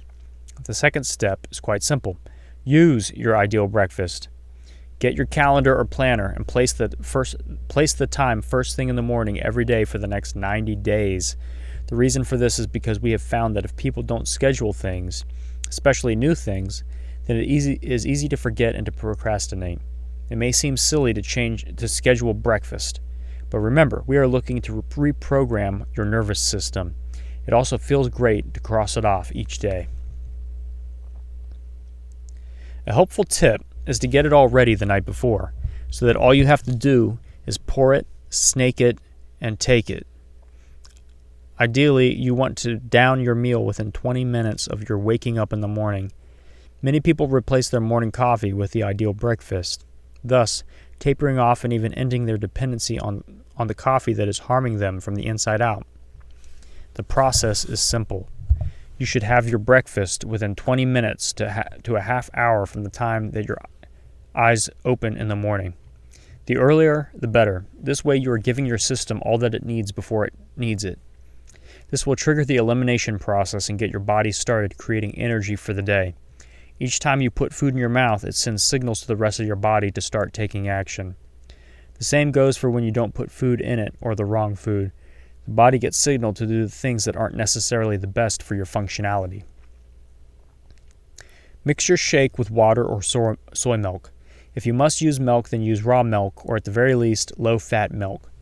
The milk that we buy in the stores today is so over-processed that it is actually devoid of nutrients. This is why we add vitamins to fortify all that has been processed out. And this is not to mention the amount of hormones and chemicals on the milk.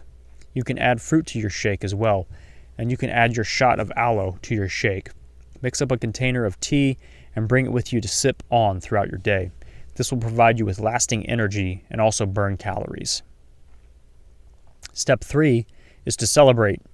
This step is the fun one and will do the most good in terms of perpetuating your habit and creating the internal drive that will continue to fuel your success. This actually could and perhaps should take a whole chapter. This is how important it is. I will start by saying that everything with a heartbeat responds favorably to praise and acknowledgement. Science has shown that even plants and microscopic organisms respond to praise. This is how we train even the most stubborn of pets and humans to move forward. The reason that I tell you this is because I want you to understand that you are the motivator of your own soul. With a very small shift in your behavior, you can change decades of poor behavior into solid determination and forward motion. Here is the analogy. When a baby for the first time in its life turns to its parents and says, "Mama," do the parents respond by saying to each other, "You know, honey, I know she is trying to say mother, but she didn't get it right. She only got it half right."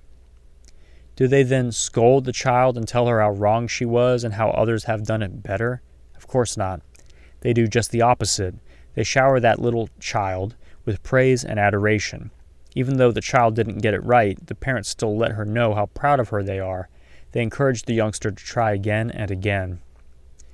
When they do this, they immediately teach the child's nervous system, which is the smartest part of any human being, that she will get the same praise over and over again as long as she does the same good thing over and over again. The nervous system is the part that keeps our heart beating thousands of times an hour. It learns quickly and will start to automatically do the same thing for which it receives the praise in the first place. The significance of this is that if you give yourself praise as soon as you have your breakfast, then your nervous system will yearn to do it again the next day. Your soul will look forward to it, and it will become a natural part of what you do. This will speed up your results, and you will feel better about it and about yourself. As soon as you complete your ideal breakfast each morning, do something silly, like pat yourself on the back, or give yourself a big smile, or an out-loud yes. Or go to the mirror and tell yourself that you did a great job. Do anything that makes you feel good and proud of yourself. You may have to fake it at first, and it may feel a bit uncomfortable and foolish, but you must push through it and win. Next, weigh, measure, and take a picture of yourself. This is a critical step because in order to know where you are going, it is imperative to know where you are starting. Also, you need to have a point from which to assess. If you are looking to lose weight, you should understand that some people lose actual pounds first, and some lose inches first. Many people who are trying to lose weight become discouraged when they continue to step on the scale, only to see that nothing has changed. This is why it is a great idea to measure your bust, waist, hips, and even your thighs. You may be one of those who loses the inches first, so if you don't see the scale dropping, then you will probably find that the inches are melting away instead. You need to be able to track your success. You will be amazed at the results when you do this. The last thing that I want you to do is to decide to do this for at least 60 days. 90 days are ideal, but 60 is great. The reason for this is that it will give your body and mind the proper amount of time to become accustomed to the change. Your body will be working on rebuilding and rejuvenation. It's as simple as logging on to changebourbreakfast.com and you will see the 12-week challenge. Register here, and you will also receive free gifts throughout the process. Chapter 21. Breakfast the Hard Way. Throughout my life, I've always found that there are at least two different ways to get the same or similar outcome: the easy way and the hard way. Although there are a lot of life lessons and personal growth that can come from doing things the hard way, I personally like to have a choice so I can decide for myself which way best suits my own personal needs.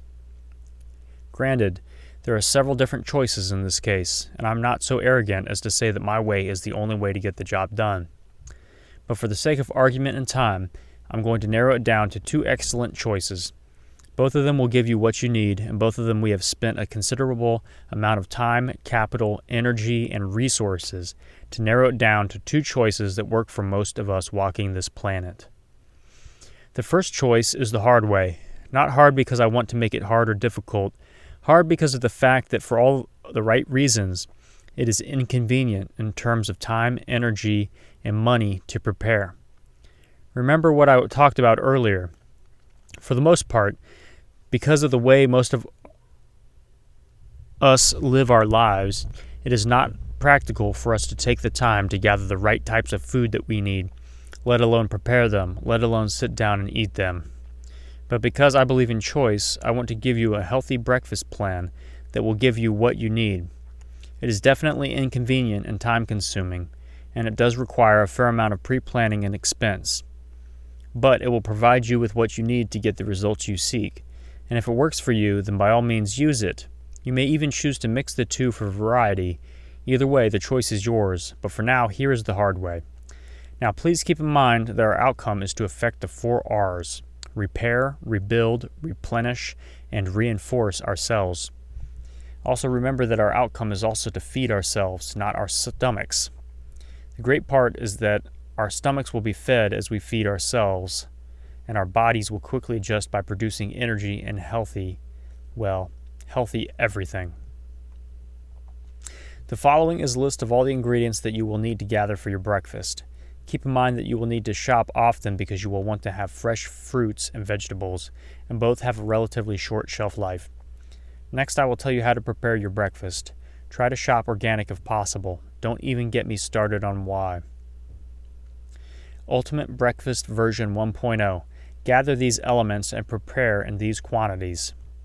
Fruits: half an apple, half banana, 1/4 grapefruit, 1/4 lemon, 5 grapes, half peach, 1/4 tomato, 3 cherries. Vegetables: 1/4 beet, 1 carrot, 5 leaves of spinach, 1 celery stalk, 4 sugar snap pea pods, 1 clump broccoli, approximately size of a small tangerine. Protein: egg, soy protein powder or soybeans, raw milk, soy milk preferably and recommended. Carbohydrates: wheat germ, whole brown rice, green tea. Nuts: Brazil nuts, almonds, walnuts. Equipment: blender, preferably a 1-serving high-speed blender. I recommend the Magic Bullet blender. It is fast and efficient and easy to clean. Cutting board, preferably a high-quality nylon board that is dishwasher safe. Sharp knives, airtight food containers. There are 2 different ways to consume the first breakfast. You can chew it or you can drink it. Of course, you can do both as long as you get all of the ingredients in you at the right times. I prefer the drinking method because it is faster and more efficient. It is actually easier and more efficient on your digestive system because the food has already started to be broken down before it reaches your stomach, leaving less work for your body and digestive system. It also seems to fit in more with most people's busy lifestyles. If you choose to chew your breakfast, once you have gathered the ingredients and divided and cut them into the proper proportions, separate them into separate airtight containers. I prefer the vacuum type that is resealable. This will make your food last longer and stay much fresher than just airtight. Make sure you wash your fruits and vegetables with a good quality fruit and vegetable spray to remove any pesticides that may still be on the food. Also, for further convenience, you may want to prepare separate day containers. Place the appropriate portions of each ingredient into seven different containers. This way you will save time and effort each day by opening several different containers. What to do and when to do it. The process is simple. You should have your breakfast within 20 minutes to a half hour from the time that you open your eyes in the morning. This way you are giving your system all that it needs before it needs it. This will trigger the elimination process and get your body started in creating energy for the day. Each time you put food in your mouth, it sends signals to the rest of your body to start taking action. The same goes for when you don't put food in it, or you put in the wrong food. The body gets signaled to do the things that aren't necessarily the best for your functionality. First, eat your proteins and nuts first. If you are eating eggs, then boil them, and if doing protein powder, mix it with a glass of soy milk or low-fat raw milk if you use milk. It is imperative that you chew your food well. Remember, the digestion starts in your mouth, and chewing gives the saliva the chance to do its work and send the proper signals to the rest of the system to come alive and come and get it. Also, chewing will burn calories and help you feel fuller. After 20 minutes, eat your vegetables within 5 minutes and then your carbs. Rather than cooking every morning, you can make a bowl of brown rice at the beginning of the week and reheat it each day. Sprinkle a tablespoon of wheat germ over the top of it. Again, chew your food thoroughly. You can also start sipping your green tea. Hot or cold doesn't make a difference. Just make sure you are not using it to wash down the food that you are eating. If you are chewing your food properly, your mouth will produce enough saliva to lubricate your swallowing process. You will be sipping your green tea throughout the day as well. Wait 10 minutes and then finish off with your fruit. Most of the time, you can be doing other things, like getting ready for your day, in between your food sections. All in all, you can consume your breakfast in about 20 minutes, which, when you think about it, it's not that much longer than you probably already take to eat the things that are not good for you. Drinking your breakfast the hard way. Although this way is faster and easier, the only real difference is that you will place your food portions in your blender and have at it. This is why I recommend the single-serving blenders, because cleaning up in between meals is as simple as rinsing out the cup that you use to blend in before you start the next session. Although there are many different protein shake mixes on the market, all promising to be the best, make sure that you get a high-quality protein mix for your protein intake. I've searched the world over and found that the vast majority fall far short of having even the basic nutrients and are using inferior ingredients to cut costs. I also recommend soy protein over whey or animal protein. It is cleaner and carries a lot more of what your body needs. It is also far easier on your digestive system to process. I recommend the Herbalife formula, one shake mix, as it has all of the nutrients for your entire breakfast already in the right amounts, and it tastes great. For more information on the Formula 1, log on to changeyourbreakfast.com and click on the Ultimate Breakfast. Follow the same time and portion schedule when you are drinking your breakfast as you would when chewing your breakfast. Also, it is important that you don't juice your fruit and vegetables. Although juicing is great, and I do juice from time to time myself, juicing takes out a lot of the fiber and some of the nutrients in the juicing process. Make a smoothie using the skin and peel of the fruit, which is where a great deal of the nutrients are stored. You might find it a little difficult to throw back the vegetables when you blend them, but you can mix them with your soy milk to make it go easier. You will also get used to it as you continue to do it this way. Or you can do it the easy, fast, and efficient way. Chapter 22. Breakfast the Easy Way. Some things you have to do every day. Eating 7 apples on Saturday night instead of 1 a day just isn't going to get the job done. Jim Rohn. KISS. Keep it seriously simple. The ultimate breakfast. The easy way. Now that we know what not to do and why we are in the shape we are in, let's look at what to do and how to do it. Let's look at the solutions that will get the greatest results in the shortest amount of time. I pointed out earlier that the likelihood of most people getting together all of the ingredients that they would need to create an ideal breakfast is slim to none. I've also had the privilege of evaluating the field in terms of the different types of products that will supply us with the right ingredients in the right amounts, as well as taste good and be affordable and simple. And last but most importantly, I've searched for a breakfast that will be effective and get the results that we seek quickly, safely, and without hassle. So what I'm about to share with you is the result of my personal research and experience, both in myself and the countless thousands and really millions who've gotten outstanding results. It is also the result of 28 years of research and development and scores on scientific evaluations and documented tangible evidence. It is the result of a team of physicians and researchers, one even a Nobel laureate.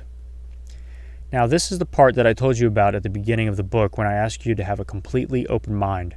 I'm going to spell out for you a few different ways to achieve your outcomes, and I'm going to make one simple suggestion. I recommend that you act upon my suggestion immediately and then judge by the results. So before we go any further, I want you and I to be real clear about a couple of things: seriousness and timing. Here's what I mean by this. Some people are not dissatisfied enough, or they don't really have a great desire to get healthy and change their current lives. They aren't in a hurry to do something now because they still need to feel in control, even if they are causing current and even long-term challenges for themselves and for others.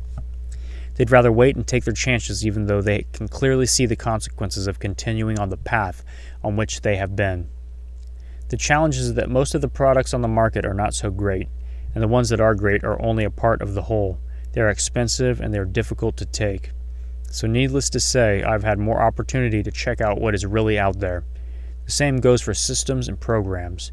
There are countless systems and pieces of equipment that I've been asked to evaluate and to give my opinion on. I operate on just a few simple organizing principles. Does the product give the body all that it really needs and in the right amounts in terms of nutrition? Is the product safe to consume? Has it been sufficiently tested to have empirical evidence of its effectiveness and safety? Will the general public like it? Does it taste good? Is it affordable? Is it easy to use? Is it something that the general public can understand and use? If a product passes these requirements, then it gets my attention. If it gets my attention, then I will take a look and even try it for myself. Throughout my search, I came across a product that I believe is the best all-around product to quickly and effectively give you what you need. It is simple, it tastes great, and it is very inexpensive. Although there are several different products out there that are all claiming to give you all that you need, there are only 2 or 3 that actually come close, and of those that do, they are either too expensive, hard to use, or poor tasting. Virtually none of them have the type of track record that I feel is necessary to be the front runner in this program.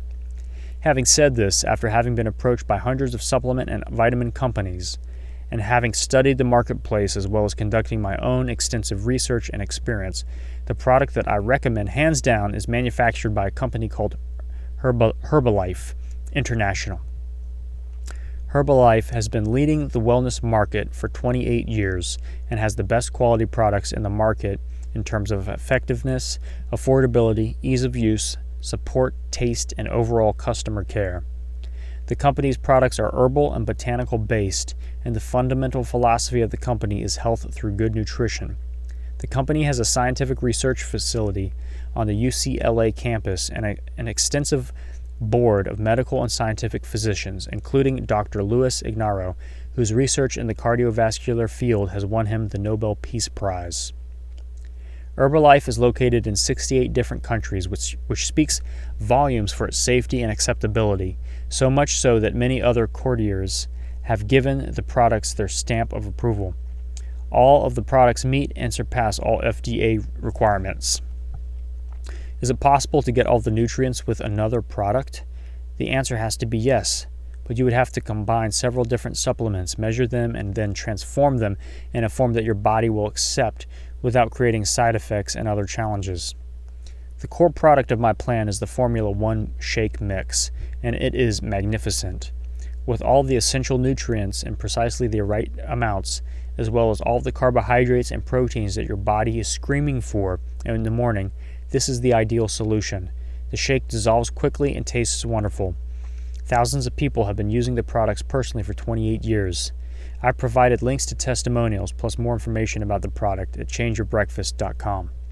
I'm sure that you will agree with me that we've got to change our eating habits to one that serves us and our family's nutritional and health needs.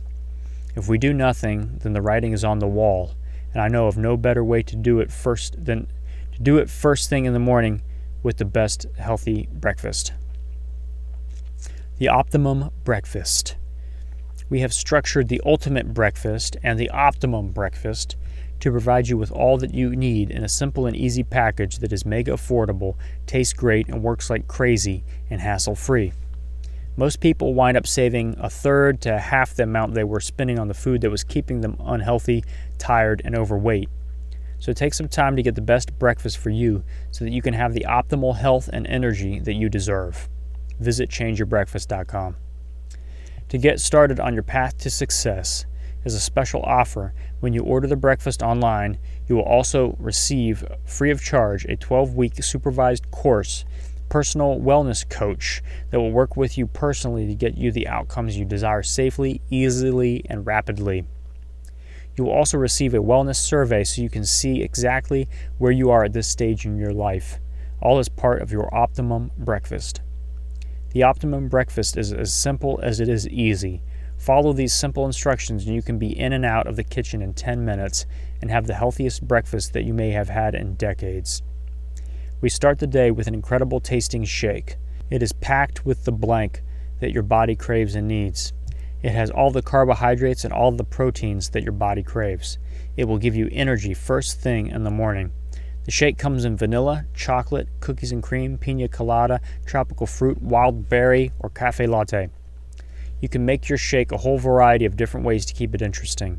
I recommend not using milk, but if you insist, then get it from a clean source and use 2% or skim milk.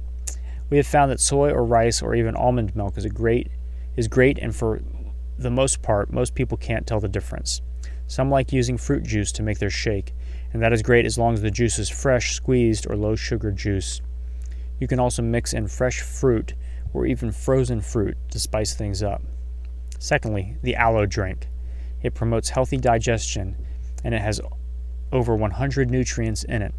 1 ounce in the morning will boost the digestion system and promote the cleansing process at the time that it needs it most. You can also mix the aloe in with your shake, making it even easier to take. And for immediate energy, the Herbal Concentrate Energy Beverage. It's full of great antioxidants for a healthy immune system, and by the way, can burn 80 calories per glass, and it will keep you going all day. You can mix it with a glass of water or make a tea out of it. I recommend that you make a carry-along bottle that you can sip all day long. You will be amazed at the sustained energy that you will experience, all while assisting your body in doing what it does best. The ideal thing to do is first schedule your breakfast. Most people that fail to have breakfast do so because they fail to plan on having a breakfast. That mixed with the fact that they are probably oversleeping due to fatigue and lack of energy. They wind up rushing through their morning and not having the time to create something good for them. This is where the optimum breakfast will shine. Plan on taking 10 minutes to make your shake, and you are on your way. As simple as it may sound, get yourself a calendar and put it in your daily operations. If you don't already have a calendar, or if you don't already schedule your life, then this will definitely take your life to the next level in terms of saving time and overall efficiency. You will be experiencing more energy and sleeping less, so you will want to optimize your newfound opportunities to do more and get more accomplished. When you schedule your breakfast, you also get a sense of accomplishment first thing in the morning that can have a processional effect on the whole rest of the day. I recommend getting all of your supplies ready the night before, or at the very least having all of your supplies in one place so that you don't have to go searching for them at the time you need to move fastest and most efficiently.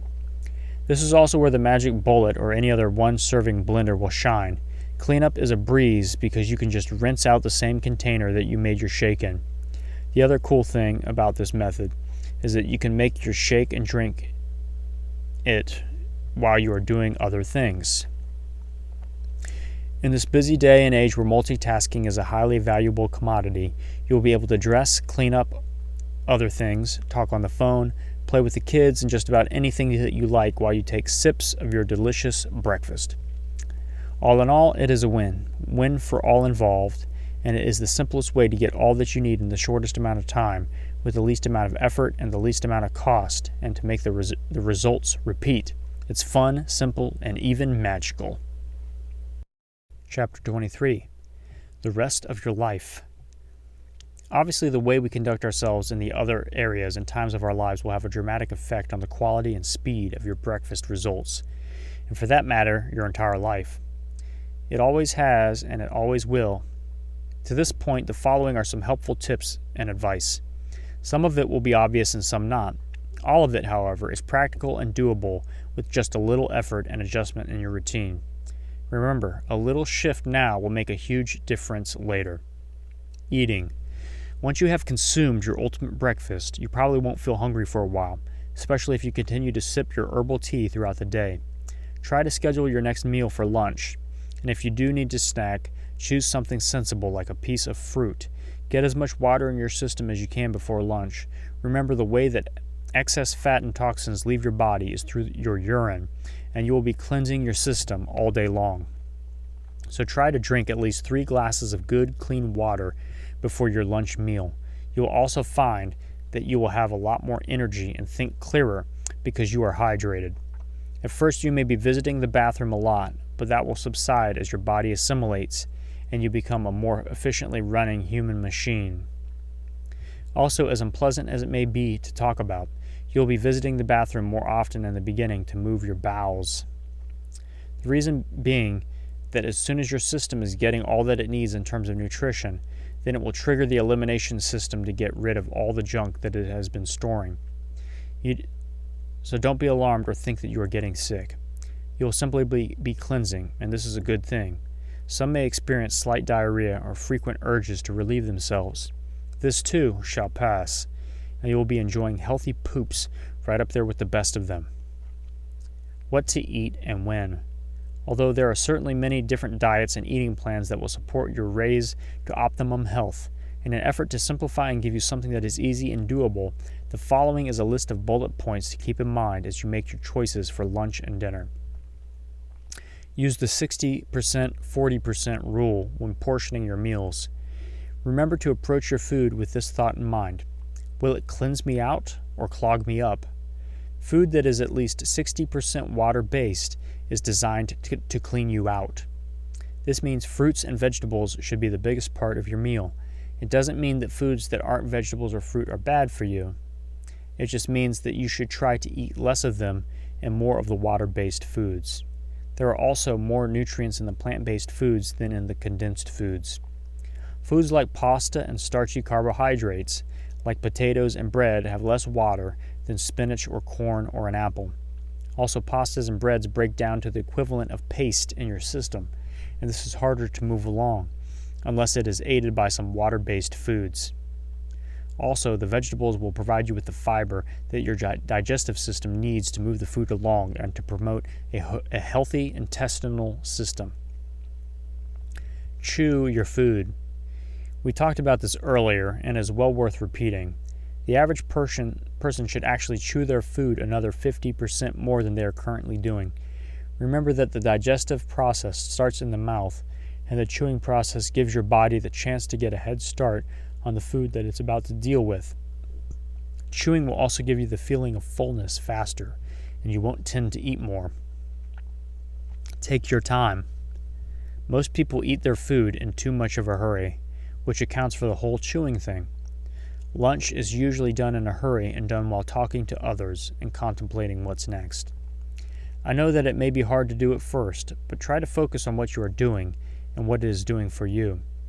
Try visualizing your cells gorging themselves on the vital nutrients they need and functioning at their fullest capacity. Visualize a wealth of energy building up inside of you, and if you have weight to lose, visualize the fat melting off of you.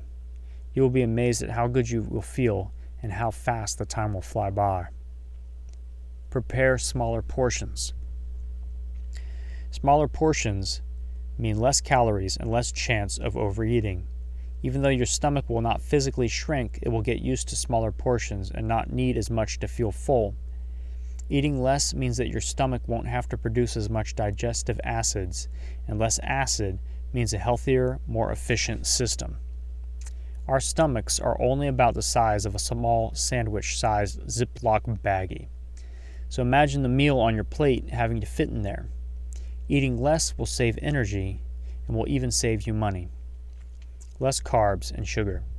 There are two types of carbohydrates: complex carbohydrates and simple carbohydrates. In the end, both of them break down to sugar.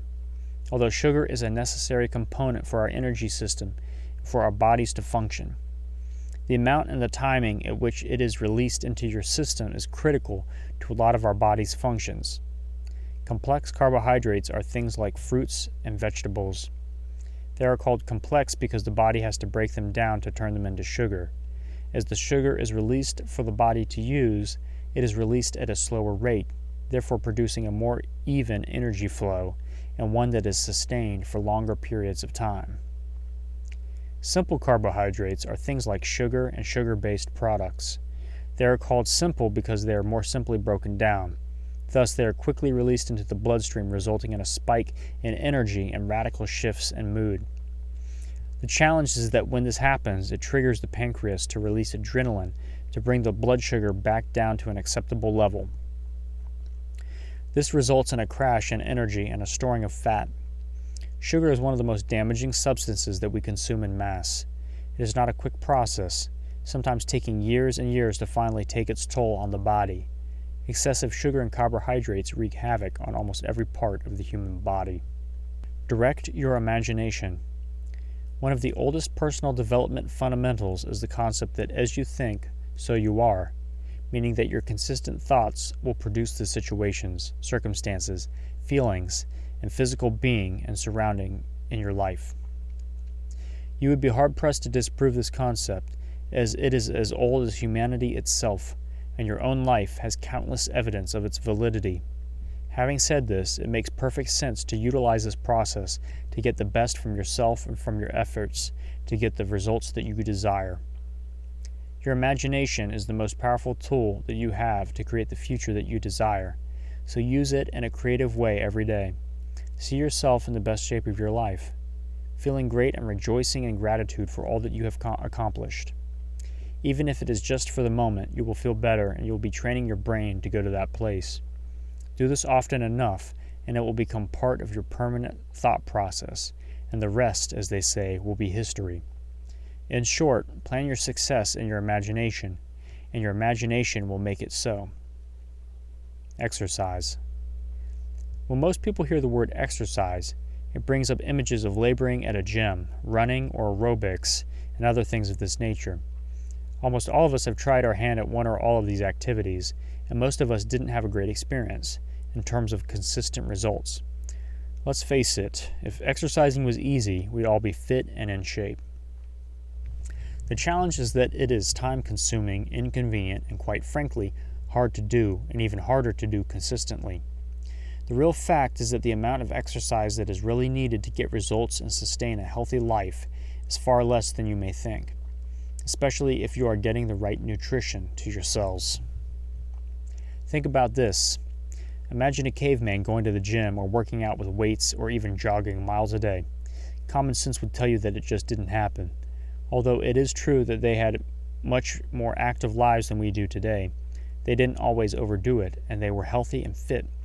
Think of the type of exercise they did on a regular basis, mostly walking around, some lifting, but certainly not lots of weight all the time. To this, I prescribe to you that you model their activity. Now remember that the basis of the whole concept is that you have the proper nutrition in you, and that when you do, the body knows what to do with it. And the cool thing is that the healthier and more nutritionalized you become, the more energy you will have, and the more you will want to move your body. It becomes a powerful loop of physical, emotional, and mental growth. Don't think in terms of exercise or working out. This doesn't feel good or sound good to the nervous system. Instead, refer to it as moving your body. After all, isn't that what we do naturally? Moving your body doesn't take that much effort, and it is a natural state of being for all of us. You can start small and move up too. So make some simple shifts in your day-to-day life. Like most people, you will find plenty of opportunities to fit in some sort of movement. A little bit of planning will amaze you. Do the simple things first. Walk every chance you get.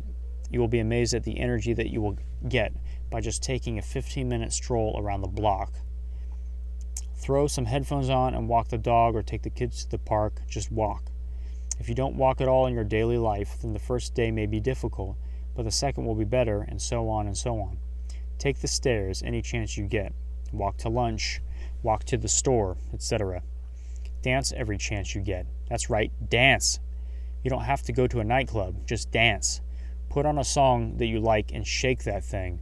Put a smile on your face and wiggle your butt. Dance while you vacuum the floor or fold the clothes. Even when you are watching your favorite show on television. There are no rules that say you have to be sitting down to watch television. Get up and move. It will feel a bit silly at first, but you will get used to it, and so will the people around you after a while.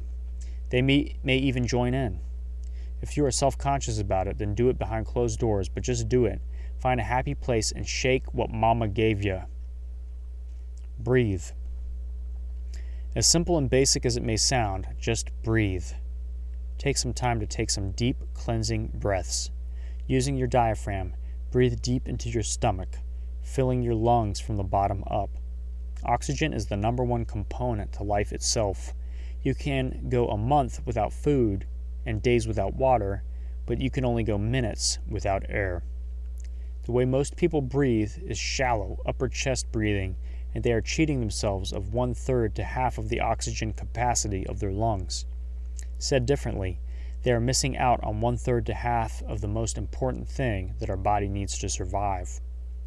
So again, take some time to plan several 3 to 5 minute sessions to concentrate on breathing. Take long, slow, deep breaths and hold it in for a few seconds. Exhale slower than you inhaled. The cool thing is that when we do this, we actually fortify the immune system by moving the lymph fluid through our system and moving the toxins out. Our lymph system has no pump, and what moves it is deep diaphragm breathing. You can look at your lymph system as the vehicle for your immune system to function.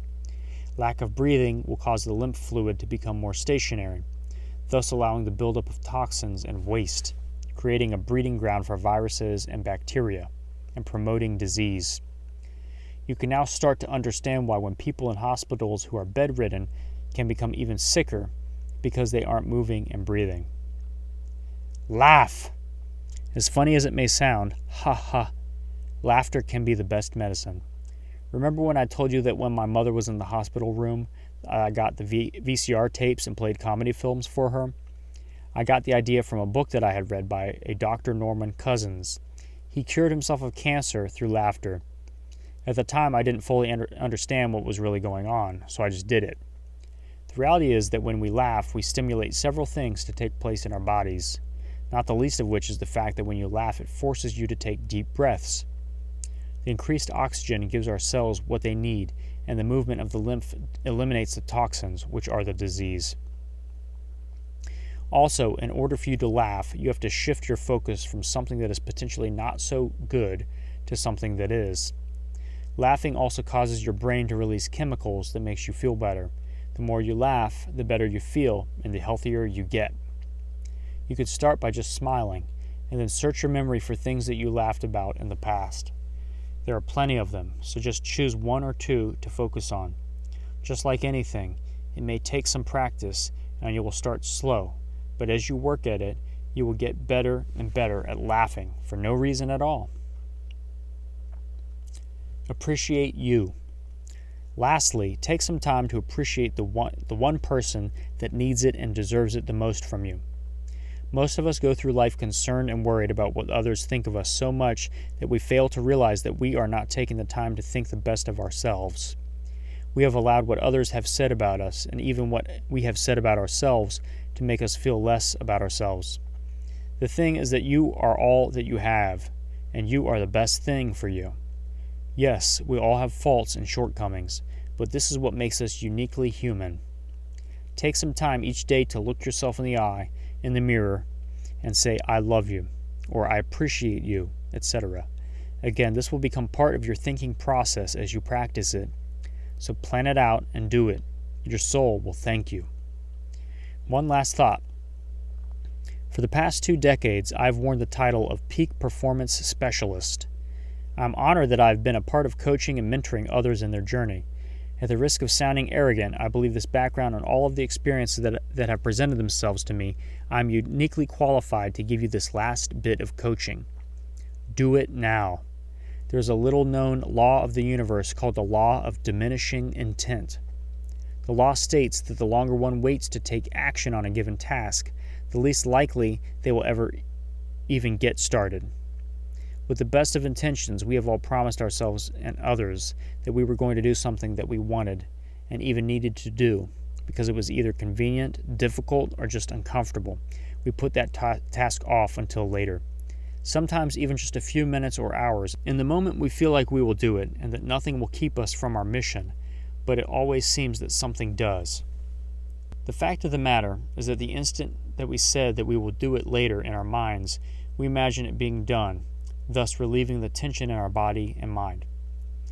Said differently, we like that it has already been done. Once the pressure is gone, we have no drive to actually do it. Once the pressure is gone, we feel better, and when we feel better, we can allow other, seemingly more important things to take our attention. Once the pressure is gone, so goes the excitement and enthusiasm that we had to do it in the first place. The reasons that we got excited about doing it in the first place diminish and ergo our initiative. This is our reason why, and as we discussed in the first part of the book, our reasons why are where our drive lives. The simple remedy is to just do it now. Just do something, anything, now. Sometimes even the tiniest bit of action will give way to a larger and larger movement in your heart and soul.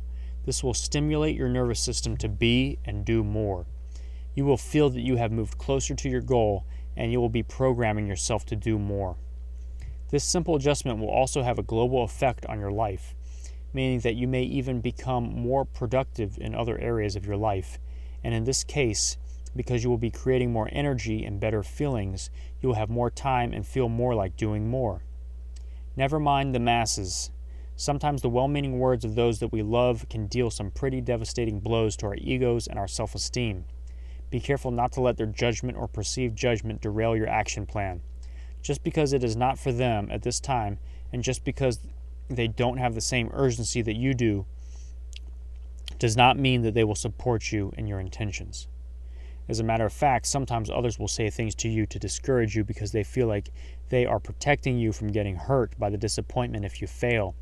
Usually they are projecting their own fear of failure onto you. Some may even be deliberately trying to prevent you from having your success because they may feel like your success makes them look or feel bad.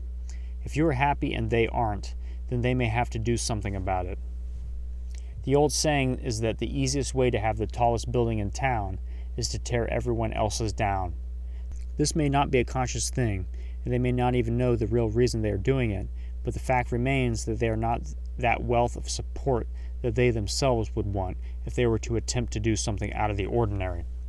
So my best advice is to either stay away from those people or at the very least practice patience when they do come at you with both guns ablazing.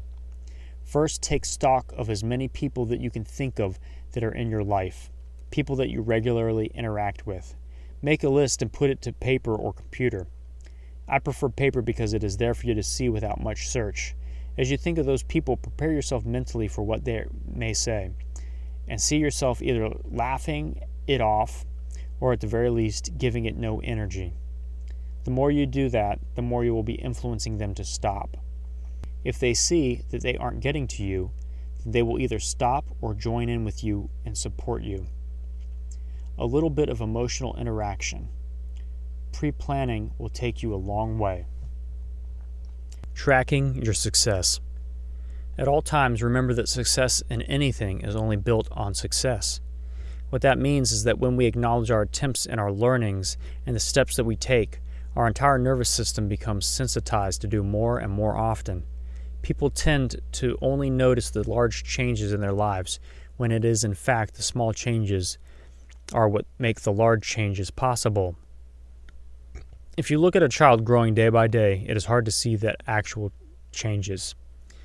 But if you are away from that child for even just a few weeks, when finally you see the child again, you are more likely to see the changes in their appearance. To this effect, the same thing happens to people when they look at their own progress. Because the changes in the beginning may be small or subtle, we may not notice them and feel less accomplished. To combat this, simply log what you have done at least once a week. Do it on the same day of the week. The process will allow you to feel the sense of accomplishment as well as having a recorded history and story of your journey. Seeing how far you have come will give you a sense of self-gratitude and well-being. The old saying that liars can figure, but figures can't lie.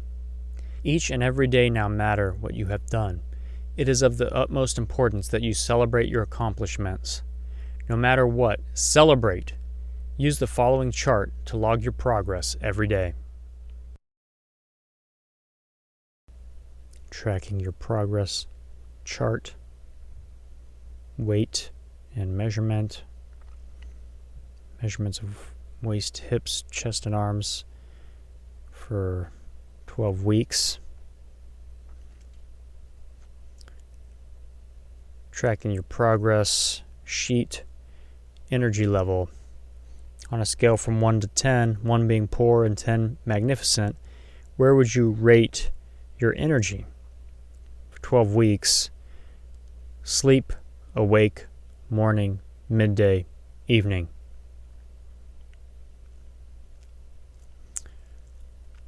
Tracking your progress, overall attitude, and emotions.